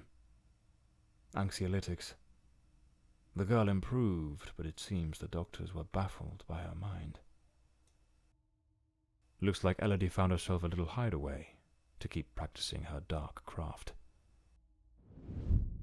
Elody found painting, and with it, a way to spill the shadows that crawled through her mind.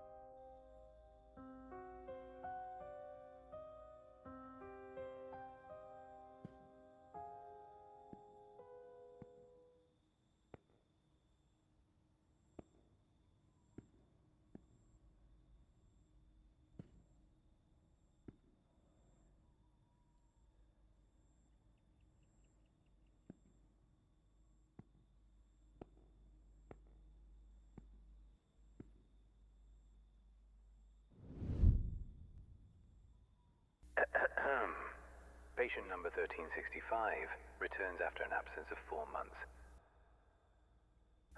He's in a state of utter disorientation, perspiration pouring off him, and good heavens, there's a severe wound to the skull. His clothes and hands are covered in blood, and it doesn't appear to be his own. He cannot recall his name, nor anything that's happened during these past months. seems to have found his way back here more by some strange instinct than by memory itself. The personality once known as Walter has vanished entirely, as has the entity we refer to as the Shadow, though given his nature, I cannot say with certainty it isn't still lurking beneath the surface. We have treated cases of dissociative identity before, but never one such as this. His appearance, his voice, even his build and weight change quite drastically. Now he looks frail, gaunt, empty, as though there's nothing inside, as though he were but an empty shell, waiting to be occupied. His condition calls for far stricter supervision. This institution is no longer equipped to care for him. I am ordering his immediate transfer to St. Dymphna Hospital. Dr. Former, a specialist in matters such as this, will take him under his care. As I near the end of my tenure as director, I must see this case brought to a decisive close. The blood upon his hands, the emptiness in his eyes, all point to an act of the gravest kind. One his mind appears to have erased entirely. God help us, if the Shadow should ever wake again.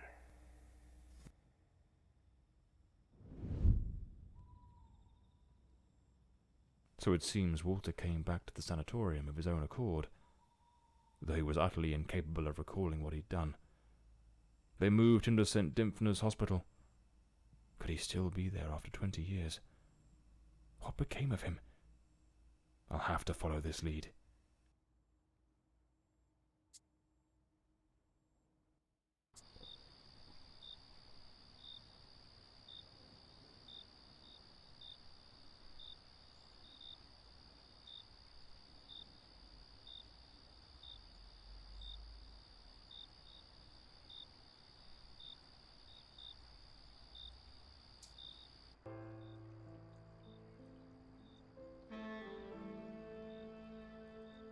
That man returned to the new sanatorium, remembering practically nothing.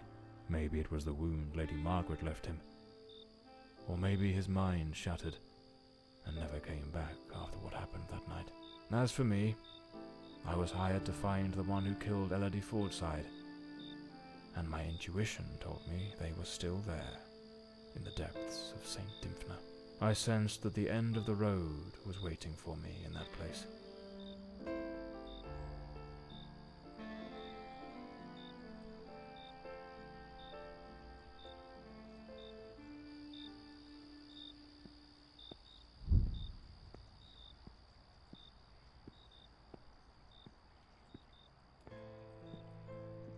Can't very well saunter in through the front door as if nothing's amiss. I'll need to find another way in.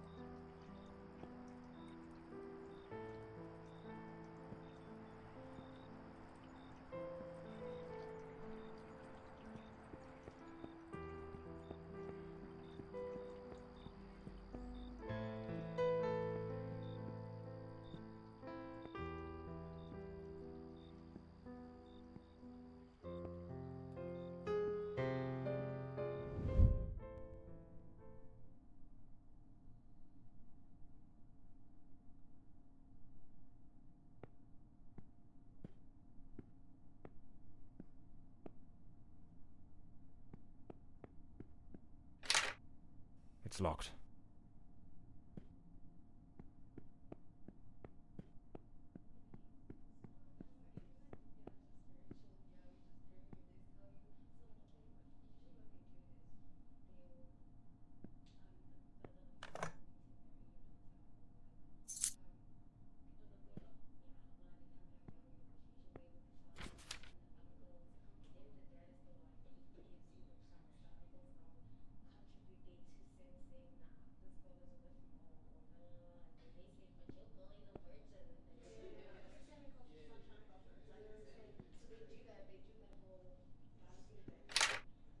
It's locked. The night shift nurses are behind this door. I need to find another way into the hallway to the rooms.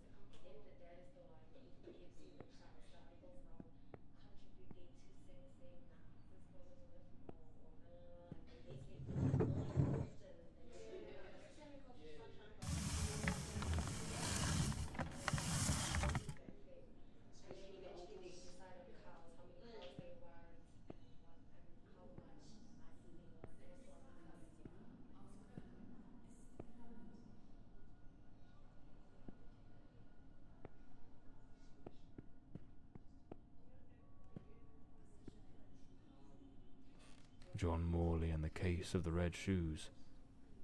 What the devil does this mean?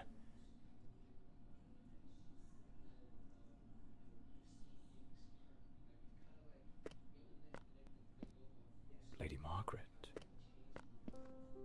That fateful night, I was startled by the noise. Those wretched cries of agony from dear Elody. I rushed to her chambers, and there you stood, stained with the blood of the one soul I cherished above all others in this world. The housekeeper had warned me, but I turned a deaf ear. Elody was finally happy, even amidst your incessant bouts of volatility. Yet, with the passage of time, your demeanour darkened. More and more frequently, that sinister presence lurking within you began to surface, each appearance more violent than the last. Elody no longer gazed upon you with the starry-eyed affection of a smitten young woman. The atmosphere in this house grew suffocating, fraught with an unbearable tension. That very afternoon I spoke with her. She had resolved to end your engagement. You seemed, or so I dared hope, to have accepted it with grace. But that night, that very night, you ended her life in the most savage manner imaginable. I threw myself upon Elody, desperate to save her. But alas, it was far too late. Months later, I learned you had returned voluntarily to the sanatorium. I sought answers and immersed myself in understanding the afflictions that plagued you. Dissociative identity disorder, they called it. A condition in which one might host multiple identities, each vying for dominion over the body. But the man confined in that bleak institution was not the shadow, not the fiend who had stolen my daughter. No, he was but the shell, the hapless vessel. And I yearned to find the true culprit, not the facade, the murderer himself. Thus I devised my plan. I came to visit you, and just as Elody had done, I crafted a new role for you, a new identity to inhabit. I brought books, personal artifacts, penned letters as Penny. I leased an office and prepared every detail meticulously, down to the smallest thread, for your return as John Morley. Everything had to be flawless. And why, you may ask? To make you remember, to awaken the shadow, to summon forth the murderer from the abyss of your fractured mind. John Morley is a good man. Walter Brandon was a spirited young sailor brimming with love for Elody. But the shadow was a merciless, unrepentant killer. I wanted to destroy the murderer who had stolen my daughter. But I could never bring myself to harm an innocent man. My obsession, my singular purpose, was to awaken the shadow.